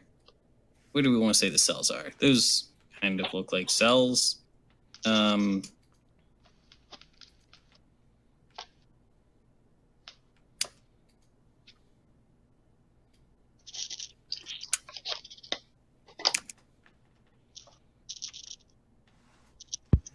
Yeah, so I'm just going to kind of chill outside there. So Sabek is just like sitting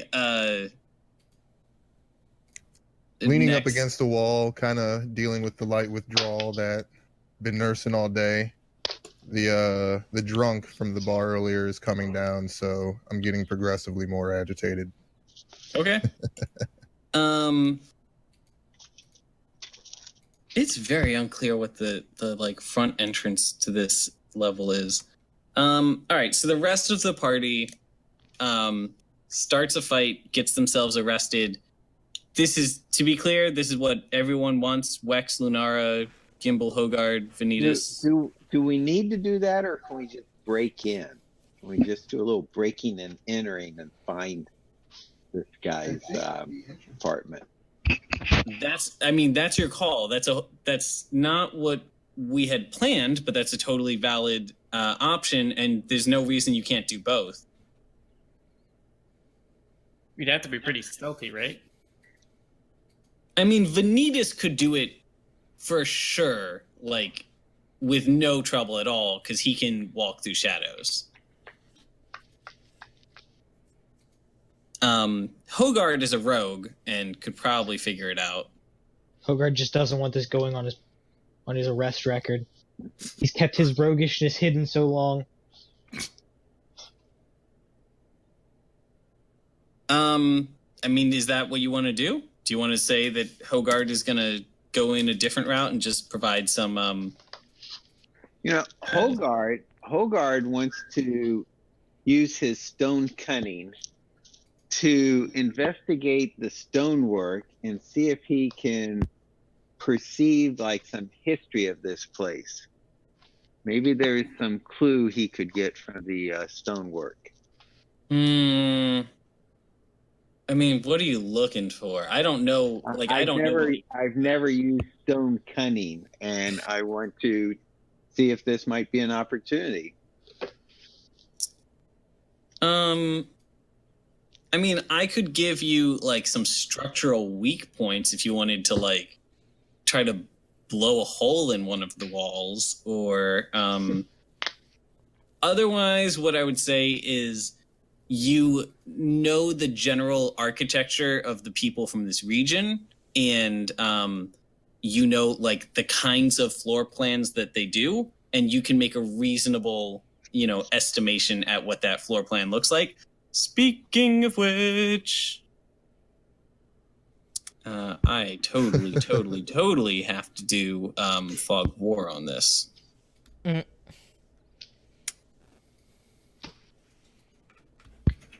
You guys can't see anything, right? No, it is now I pitch mean, black. GMs can, but just be cool. Yeah, be cool. Don't be a narc. Oh yeah, I'm sitting on my floor, so I can't even see it.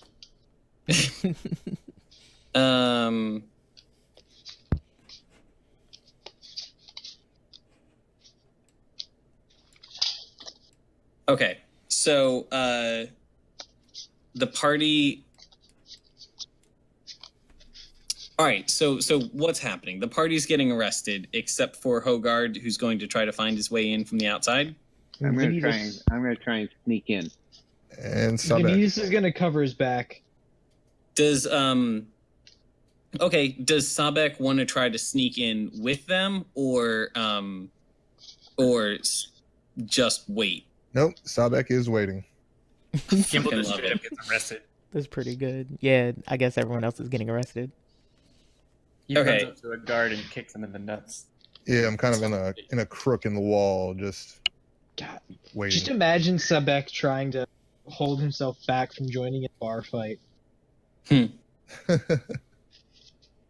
Vanitas and Hogard are sneaking in. Mercy is getting herself arrested separately. We will Good luck, Mercy. move her. Yeah, she's really, really uncomfortable with this, but she thinks that it's necessary. So the people who are getting themselves arrested are Wex, Lunara, and Gimble. Yeah. Okay. Real quick, what is your plan to get out of the jail cell? I'm going to attempt to recruit anybody who's in the jail cell on this plan to try to fight with Oh us. shit! Prison riot, Attica. But Yes. hold on, they are still in a jail cell. That does not get you out of your Well, prison that's my cell. first step. That's my first step. So you get Misdirection everyone and else chaos. pissed. I'm hoping for Hogard to come with his lockpick. Okay, Vanitas can always Hogard try to should pickpocket a probably guard. get arrested with them then, since he has the lockpick. Hogard, do you agree? Okay, well, that was the original plan. So if that makes it simpler, I will. And hopefully, I don't totally embarrass myself by not being able to break out of this cell. But yeah, I'm hoping I can pick this lock. Jesus Christ. Vanitas is gonna pickpocket a guard and try to get a key. That hasn't ended well for him so far. But No, he's man, determined to we pickpocket had someone. we had a talk. It's gonna go better this time. So, Vanitas, since Hogard is getting himself arrested with the rest of the group, are you as well? I mean, I figure I wouldn't get arrested just because I can get into the jail cell or into the jail. Actually, I could just get arrested, get in the jail cell, and then like shadow step out of the jail cell. Yeah, just poof out. Yeah, so yeah, I'm Night joining in crawler this your way bar out of fight. there. Yeah, I'm just punching people. Anybody Okay. around me. All right, so everyone is arrested. Everyone is currently in their jail cell on room 34 of this map I have open. Just pretend that's a jail cell. I can't see it. It's all black. Try zooming out. There should be a couple regions that are revealed. Oh yeah. Okay. Okay. So you guys are in the jail cell. There is we should probably have a guard at the end of the room, and the bag of stuff is going to be next to the guard.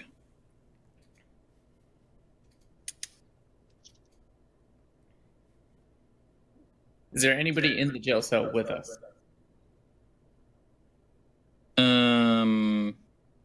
Or next to Not us? in that jail cell, but I think there are some NPCs nearby. Okay, So, well, I'm going to try and pick the lock. I wanna watch him pick this lock. While Are you he's going to make a picking- distraction? I was gonna teleport behind the guard and choke him out. Okay, that's very good. Snake. All right. Before Vanitas does that, I'm going to try to distract the guard just to like Give me the shit. advantage. Yeah. Okay. Vanitas, all right, you teleport out over there.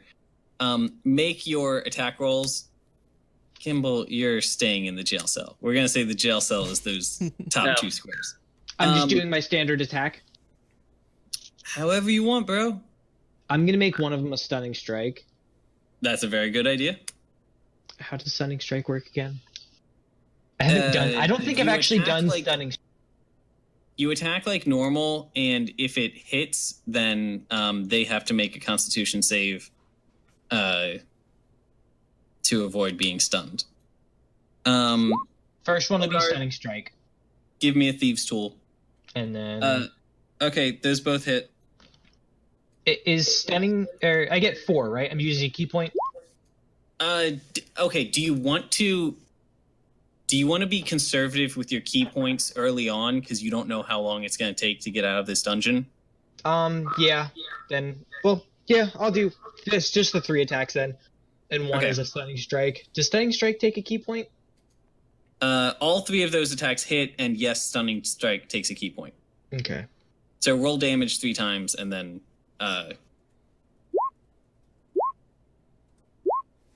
okay. All right. So what happens is, Vanitas, you teleport across the room, and like you come out of your teleportation like mid twist as your shin connects with this guy's neck.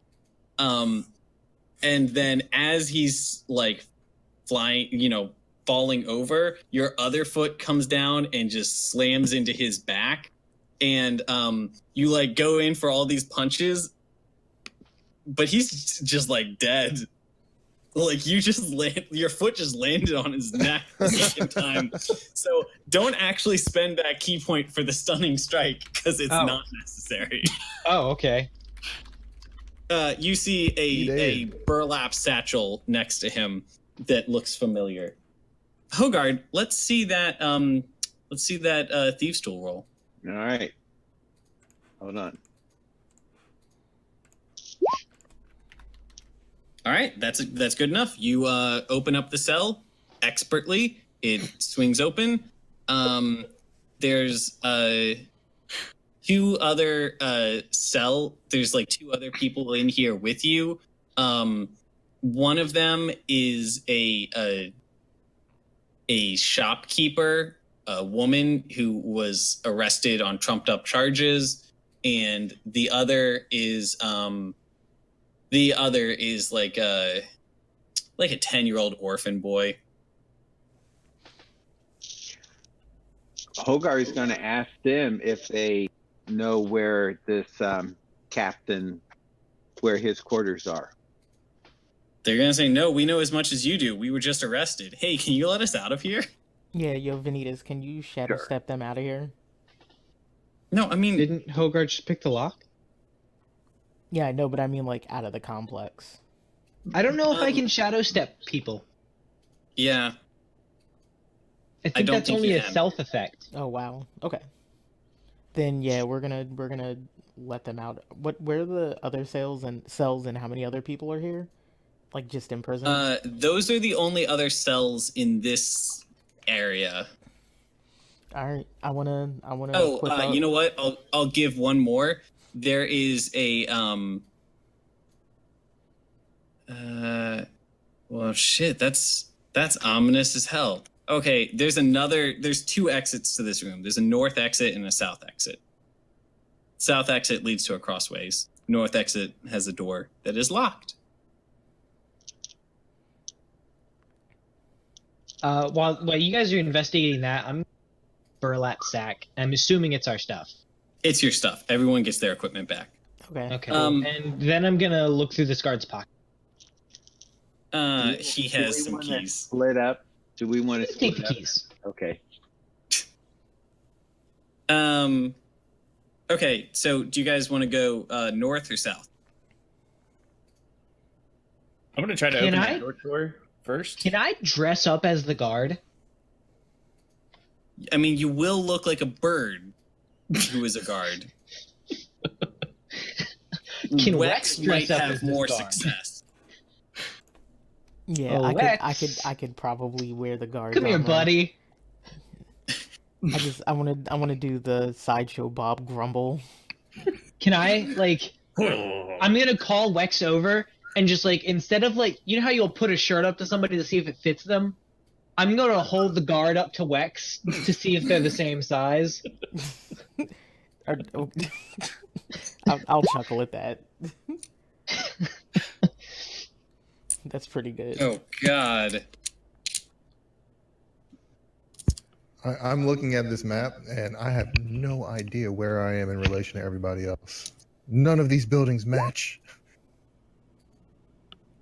Well, that's probably good because you in canon don't know where you are in relation to anybody else. I know, but also in non-canon. That's cool. So did the Gimble just pick that lock? Or rather, did Hogard just pick that lock? Hogard. Do you want me to try? All right. I picked the south one. That one's already picked, right? Am I trying to pick the You north? got yourselves out. Yeah. They want. Are we using the guard's keys? Yeah, we got the guard's keys now, so I don't think we need to pick any more locks. Let's go north. Well, yeah. Let's try the key. Okay. You go north, and it leads to a hallway with another locked door at the end. But this one has a bigger lock. Do the keys work? The keys do work. Cool. All right, we're going through. All right. You go through, and there is a big round room that looks like it's like this is the room that you might like prepare in order to go like before going to like speak to like the Hannibal Lecter kind of figure. Like it's got like SWAT gear and like Ooh, we're going to solitary. Yeah, I mean this is like this looks like the get ready to talk with the like crazy person kind of room. There's a locked door at the other end of it. Can we please recruit this person to take care of Captain Bennett? I mean, okay. Eat his face for us. Do you guys open the locked door at the other end? We definitely open the locked door. At the oh end. yeah, he's got the keys right now, so he's in charge. Okay, you open the locked door at the other end. There's another hallway with another very large lock on the end of it. Yo, whoever is at the end of this hallway. Do our keys work on this? Dorian's get to this like door? screaming right now. I'm locking the door behind us. Hold on. None of the keys in the keychain can open this lock. Alright, Hogard, you're up. All right. Vanitas is gonna punch it real quick to see if he can break it down all epic-like. Well, hold on. That might just break it. That enough? All right. Yeah, Hogard, that's enough. You expertly pick this lock. It falls off of the door with a loud clang, and the door ominously creaks as it rolls open. And on the other end, you find an empty room that looks like it hasn't been occupied in quite a while. It's completely empty? This is Castle of Anticlimactic. Hogard's pretty satisfied. Was there a person in here previously? I mean, yeah, it looks like this is, like you suggested, this is like the solitary confinement where they put the like really, really dangerous people. They just don't have anybody that fits that description at the moment. So that would be us. So is it, this guard you said is just, he's fucking dead. Like, he's not waking broke up. his neck. So I'm going to drag the body into there and then lock all the doors behind us. Oh, that's clever. Okay. Okay, cool means. So I guess we're going back to 25 then, right? Sure, yeah. All right. So we lock all those doors behind it. God, this is some like actual like dungeon exploration nonsense I was not expecting to happen. What's in this? Is this just another cell? Did we search that 35? That was the cell that had like the shopkeeper and the orphan in it. Okay. And they're tagging along. They're following us. Yeah. Well, let's just say they'll find their own way out. Okay. Okay, so 25, you can go. Well, actually, if you guys enter 25, I can go ahead and reveal next couple rooms. Is there anything else in 34 that we need to look at? Like, is there anything on the desk we can look at? Or is it just nothing? Yeah, no. I mean, I can't think of anything that would be in there that would be interesting. Okay. You got the keys. I mean, there's some like shackles and stuff that would be used for dealing with prisoners. I'm gonna take the shackles.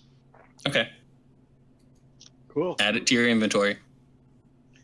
Okay, so you can go west or south. I say we go west. Okay, you go west. There is a branch. Okay, so we got 2 doors. Yep. I like north. There is noise coming from the west door, but not the north door. I like north. Okay, north door is locked, but the keychain opens it. Okay. You head inside. North door is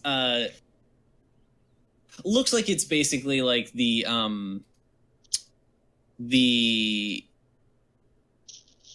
not the full armory, but like this is the place that they have supplies for dealing with prisoners, as well as like janitorial equipment and things that they would need to manage a dungeon. There's some weapons in here. None of them are as good as the weapons that you guys already have. What kind of other stuff is in there? Hogarth's always looking for some good tools or mechanical things that. So there's like shackles. There's janitorial equipment. So there's like buckets and mops and stuff. There's a couple just like ball and chains like you would put on somebody's like foot to prevent them from running away. Hogarth's going to grab a small shackle and a bucket. Okay. Add it to your inventory. A bucket might come in handy. All right. Do you want to walk up to that west room? Yeah. Is there a way that we can like peer inside without opening the door all the way? There's a keyhole. You can peer inside. Roll a perception check. Don't I get bonuses on anything that involves eyesight and perception? You do. Look at you remembering your character sheet. Yeah, my proficiency skill may double on proficiency bonus that involves skill check or sight. That was poorly worded. I think we already accounted for that on your character sheet, but well, let's see what the numbers say. What's your perception skill? Perception's 5. 5? Yeah, so that would actually be 3 higher when doing this check. So go ahead and roll perception and we'll just add 3 to it. No, fuck. Okay, good. You get a pretty good sense for this room. It is, it looks like it's just like a break room where the other guards are resting before going back on duty. Several of them are having lunch, and a couple of them are like playing a game. There's. Can I suggest we don't like kill 4 to 6. everybody? Let's not kill everybody until we find out where the captain's at. We'll try to scare him into telling us. Wait, no. We don't need to do that because we have ourselves our own personal guard. Oh, damn it. That's right. I'm a guard. So I'm going to put these shackles on my wrist, but not You're doing lock the them. Chewbacca move. Yeah. And I'm going to have Wex drag me in there, saying he had to transport the prisoner, but he's new here. And this prisoner's supposed to be going to see the captain. Okay. Wow, we're doing that. Okay. Do you want to do that, Wax? Yeah, you know what Hogarth's getting ready for a fight. I start shaking my Okay. head and I just slam the visor down. I want the record to state that if I was playing, I would first of all, this is not like I never know what's going to happen until basically it happens because I'm making this shit up as I go. I would totally just do put like a boulder or something in front of the door so that they just can't leave. Where would we get a boulder? You guys have ball and chains. I have a bucket. We could maybe wedge a bucket under the door. You also have a ball and chain. I say we go in there and we But- want to find out where the captain's at. No, Let's go that's very good. find I like these that. guys Your to, plan is better. lead us to him. Well, so here's a Um, question: shouldn't Gimble and Hogard also go into the room with Wex and Why? Chain, Well, just so we can walk through the room, Why? or are we walking out of the room?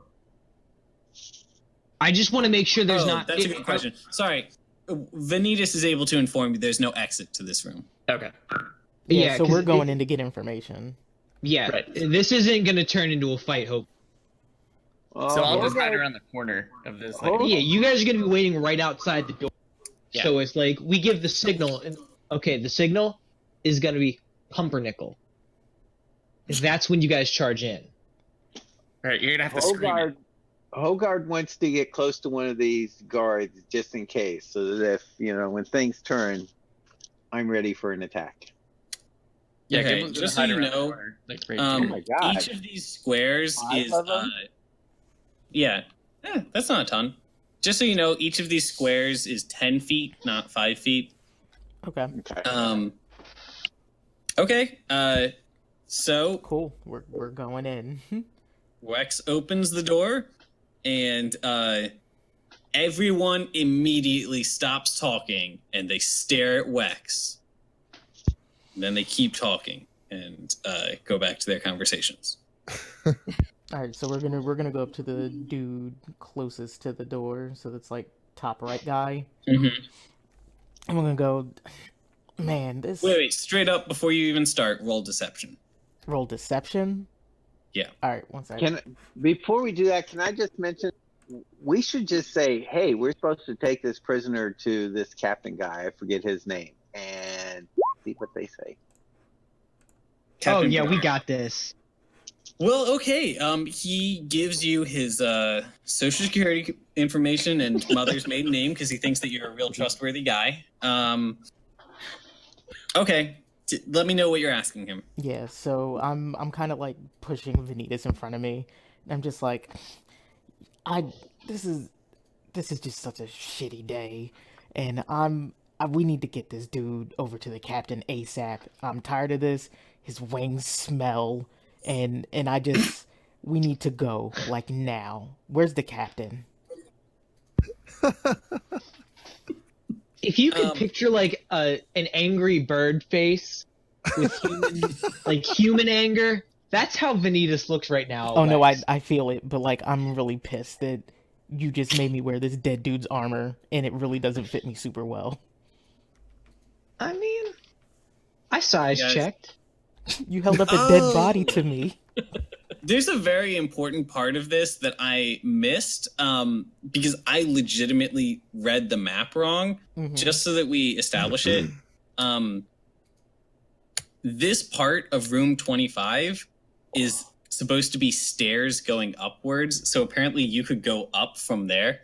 Oh. In any case, you talk to these guys and they say, "Oh yeah, man, don't worry about it. Like, we've all been there. Everyone has to start somewhere, right?" Yeah, you got it. So the captain is either going to be in his office, which is so go back up to ground floor and then go up one more above to the second floor. And his office is so I mean it is east on the map, but it's like straight ahead when you get up the stairs. Or he's going, if he's like interrogating somebody, he might be in I actually don't know. Let's say room 7. And he gives you basic instructions to get to room 7. So that is also on the second floor, on the topmost floor. Okay, so we're headed upstairs then. But first, Hogard is going to quietly close that door and wedge something under the bottom so that they can't get out. Quietly. I'm going to try and tap a wedge kind of thing in there. Just Okay. now we just pile the balls and chain. Yeah, Wait, now, quick now, question. now we can block the door. Does this door open inward or out? Oh God. That is a very important question. It is. Sebek is just outside rolling dice against the wall by himself. So a 1 means Nodding. that the door opens towards the guards. A 2 means that the door opens. Well, towards you guys. earlier the DM said we could just block it and keep. Well, I mean them in. that's what I So would have I'm asked if I kinda- was a player. But I do think that's a good question. And yes, I just rolled. The door opens towards you guys, so you can. We're good then. Okay, so yeah, we're just gonna pile balls and chains. Hey, Hogard, do you have a skill? Do you have a tool that's like Tinker's Tools or? I do. Go ahead and roll Tinker's Tools for me. Okay, so you get the door jammed. It looks like it would probably slow them down. They might be able to get out of it eventually, but you don't have enough time to do anything better at the moment. So you guys go? Okay. Yes, we're going upstairs. Guys, we need to find Mercy. Yes. Do we wanna explore the basement a little bit more first? Flesh it out, see if No. there's any more. Well, I want to find my woman, and we need to get Sabek. Okay. Yeah, let's Okay. head upstairs because I feel like we're already on borrowed time as is. Yeah, I think we've already explored all this level. We need to move up. Yeah, can we go up from 25 now? Yeah. Sorry, I was just trying to decide where the best place to put that is. All right, so now we're gonna do reveal tool a couple times. Click, click, click, click. Okay. I just revealed a room labeled 15, and now I'm about to reveal a room north of that is labeled 4. I'm not seeing any. Zoom out the map. Oh, okay. I see. 4 is the second floor. Okay. So, you guys basically just skip the first floor that you guys land on because he said they wouldn't be there. Yep. Correct? Mm-hmm. Make your way up to the second floor. Let's grab these characters. Does anybody want to try to do anything to notify Sabek of your current situation? Does Sabek have one of those stones or no? Sabek's right out here. Yeah, Sabek has been Out of basically the- just outside of the waiting first to floor. hear commotion or Right. some kind of fighting or anything. Now, I wouldn't have heard it because you all were in the basement, so I didn't hear any Yeah. of that. I But have an up idea. here, So Vanitas will go try to meet up with Sabek and get him inside. Cause he can peer through these little keyholes, and if there's nobody in there, he can just shadow step in. Or he's got keys, where you can just unlock the doors.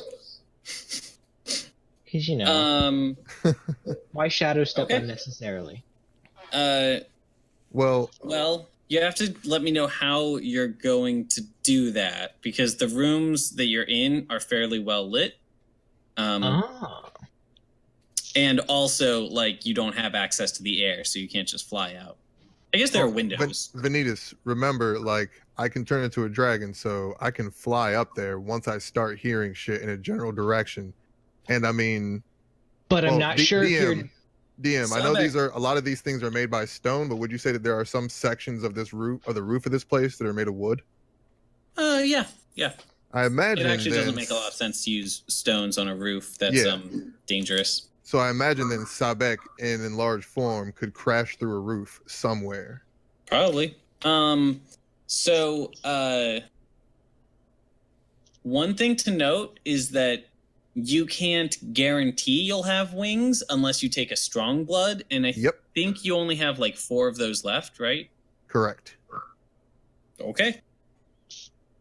I mean, just remember, you guys went on a huge quest to get 6, and you're currently down to. After tonight, we'll be down to half of that. Yep. All right.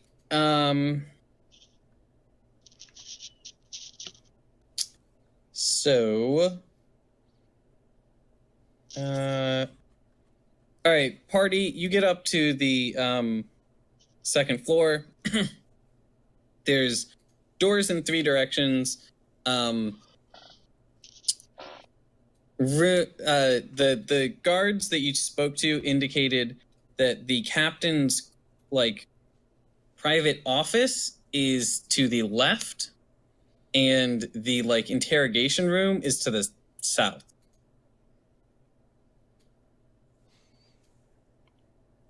Do we have keyholes on either of those doors? I would imagine the interrogation room doesn't have any way to look in it, right? Well, I don't know why they wouldn't, because it's the people who would be looking in it would be other guards. Okay. Can I go south then? Sure. Go ahead. Roll perception. You're going south. I'll go this way. Oh, this way. West. Yeah, that way. West. All right. You peer inside, and Wex, yours is actually pretty easy to figure out. There are no lights on, and there's no noise coming out of it. Okay. I just wave back. I just want to wave back and be like, "Hey, other door."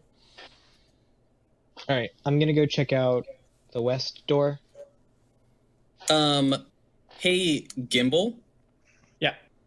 Are you going to go with Vanitas as he walks over to that? Yep. Your sword that is on your back is it's making, or sorry, not your sword, your shield. Your shield that's on your back is it's giving you strong anxiety sounds, but also it always sounds really anxious, it's always worrying about something or other. Today it feels like it is anxious, but also just it's got a nervous energy to it. It's very excited or something. What are you going on off about Shield? He's going to say, I don't know. My memory's been so bad for so long, but something feels so familiar about this place. Something is close. Something's close. That's all he has for you for now. Can we shush that shield? That shield, I think... or is Gimble only able to hear it? So I think everyone in a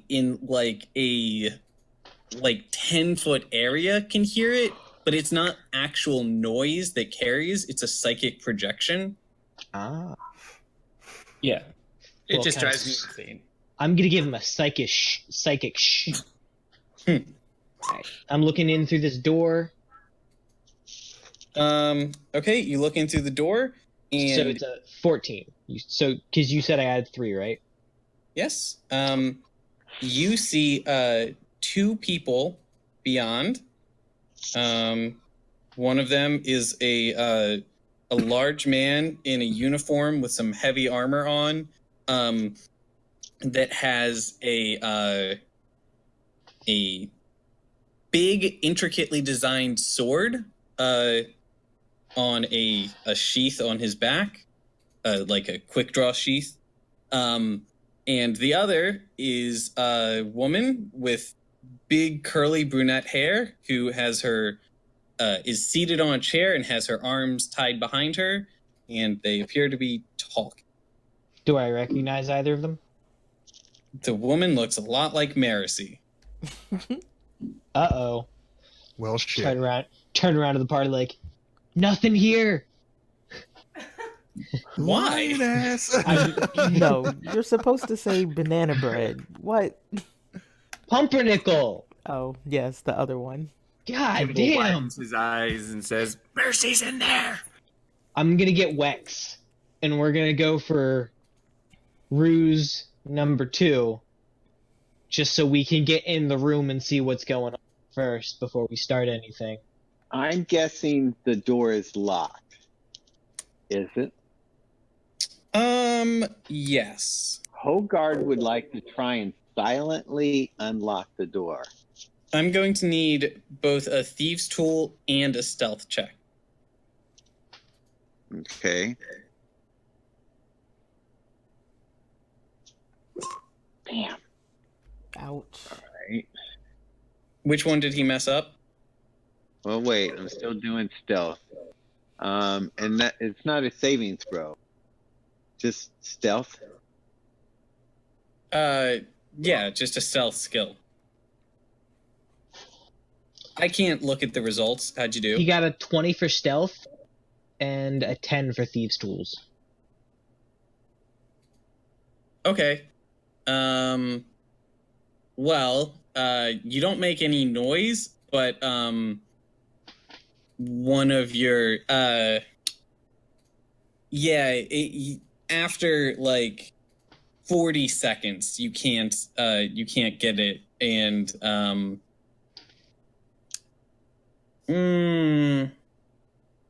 yeah, okay, just retry both rolls. Well, I'm wondering if we might have a key. If I shouldn't stealthily pry the key. Well, the problem with the keys is that you would have to try every key on the key ring. Okay. I'm gonna try stealthily pick the lock again. Okay. And so I'm gonna do stealth first. How'd you do? Well, I'm not quiet for Jesus. sure, but I'm trying thieves tool. I think I unlocked the door, but I made a bit of noise doing Made a it. lot of noise. He just gets frustrated. God damn it, you fucking lock! 5 for Okay. stealth, 5 for stealth, but 19 for thieves tool. Well, that's what happens. The guard is going to Captain Brenner is going to look towards the door as it clicks, and he's going to start drawing his sword as he walks towards it. He's going to say, "I told you guys not to bother me tonight. This is a bad night for it." Can I peer through the keyhole again? Is it dark in the room? Are there any dark spots? No, it's well lit in there. There's a balcony on the far side of the room. Sorry, I'm going to reveal the room in just a second. I just need to edit one little thing about this character sheet. That is going to be a +4, and that is going to be 1 point higher. Actually, 2 points higher.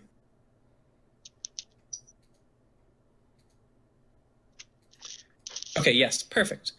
What were you saying about this balcony? Let me go ahead and reveal the area, since a lot of you have seen inside already. This guy. Oh wait, what am I doing? While all this is going down, Sabek has gotten a little bored and has popped a weak dragon's blood. All right. So I'm going to roll a d6 real quick to see what I get. Oh wait, hold on. Huh. Perfect! Son of a bitch. Nice. So is it... All right. Did we say we were doing this at night, Bren? Yes. Okay, so...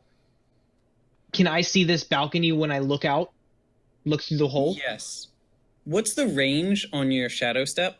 I think it's 60 feet. Okay, you could do that, but you're not currently standing in shadow.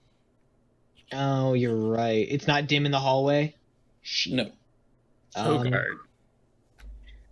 All right. No, man, let's Hogard- just do what we did before. We're gonna get me and you in this room. I want to Well, push. Hogard, you have your boombox, right? Well, wait. Hogard wants to try this. Right after unlocking the door, I want to do cunning action, so I have an extra bonus action. I want to do a dash and dash for the captain and try to attack him, knock him off balance, surprise him, and dash in there and attack. Okay, are you trying to hurt or disorient him? You know what? I think I Why better not hurt him both? because he's a big guy, and I'm a little guy. Yeah, I am. It seems like that's our friend, and he's the bad guy, so I'm just going for it. So, because you failed the stealth, even though you're like bursting out of the door, he already had his weapon drawn and was walking towards the door. I don't think you're going to get a sneak attack on this. Oh, Okay. After this fight, remind me to talk to you about your crossbow. We're going to have that conversation after this fight. I also have uncanny dodge where I can take half damage. So I'm. But only if it's like a fireball or something. It's something that you would do a dexterity save. Don't worry about it. You've got options. Now, you also could, or actually, sorry, I might be thinking of something else. You can use your cunning action to, nope, it's dash, disengage, or hide. Mm-hmm. Yeah. And I'm using it to dash. Oh, never mind. I'm wrong. When an attacker that you can see hits you with an attack, use your reaction to take half damage against the attack. Right. Son I think of a you're bitch. mixing up with mine. Okay. Hogard rushes in. Go ahead and get you get one regular engineer's wrench attack and then a dagger offhand attack. And if either, well, no sneak attack this turn because you don't have element of surprise. But Well, I also have but I don't. Let's see if we even need to talk about that. Okay. So engineer's wrench, and then your dagger. a dagger. Did my engineer's wrench show up? It did not. All right. Let me try the. Am I clicking on the wrong thing? You need to click on the name engineer's wrench in the attack menu. Sorry. Yep. I was on the wrong place. Okay. And then dagger offhand. Ooh, engineer's wrench hits. Ooh, dagger. Dagger also hits. Wow. This is a good turn for you. Let's see that damage. No sneak attack, so 6 damage from the. I'm guessing that's from the dagger. Well, whatever. 6 from the engineer's wrench and 4 from the dagger. Okay, not bad. Total of 10 damage. That would be, much higher if you had gotten your stealth on him, but it's a start. I have to edit this dude's stats. This is all wrong. Sorry. You click this to edit stats. Hit points.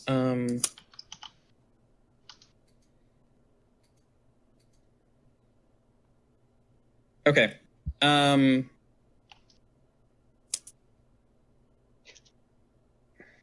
Okay. Hogard has done his attack.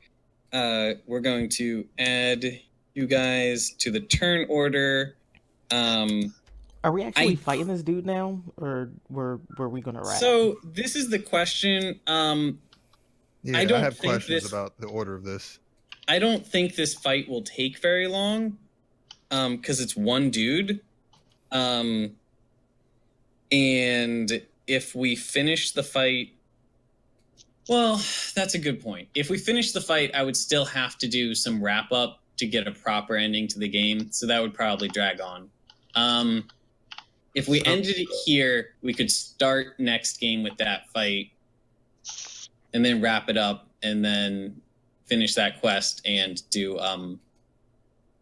Neverwinter. I would be in favor of that. Okay, I think that's a good way to go. I agree with you.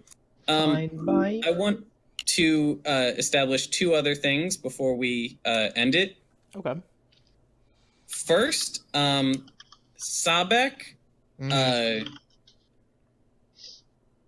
hears the commotion upstairs and laps on up, as well as Nug, who has been following Sabek around, and they are both going to land on the balcony outside. And one other thing happens, and this is going to be fast forwarding a little bit into the events of the fight itself. But as Gimble gets close to Captain Brenner, as the fight is going on, Gimble hears a voice in his head, which is very similar to the voice that comes from his shield in the way that it feels in his head. Except it's a different, like, voice, like a different person. And instead of warning you of danger and being all this anxiety, this voice is saying, fight, and kill, and crush your enemies before you, and Shit. like do not give way, like that kind of like vicious, fierce, like yes, go fight, kind of chanting. And as you hear this, the shield on Gimble's back is going to say, "Brother, is that you?" And that's where we're going to end the game. Okay. That's great. Nice. Okay. So Gimble's just a medium for all these crazy psyches in his Talking head. gear. So actually, everyone can hear them. It's a very disorienting fight because of that. There's like two more people in the room than you can see. But yes, there is apparently something else that talks the way that Gimble's shield does. Well, that's. awesome. I think I know what it is. It's Sabek. Yeah, that's what it was all along. Captain He's Brenner's yelling. shoes. He's just yelling from the bottom of the balcony. Sabek reveal. fight, I have fight. psychic powers.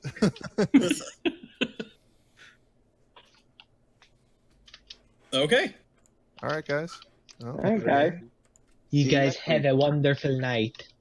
Yeah. You- thank Yeah, you, Sam. you- good game, everyone. Thanks, guys. Good All right, y'all. See ya. Bye. See you guys. All right. Adios. Deuces. Hey, who needs to go out?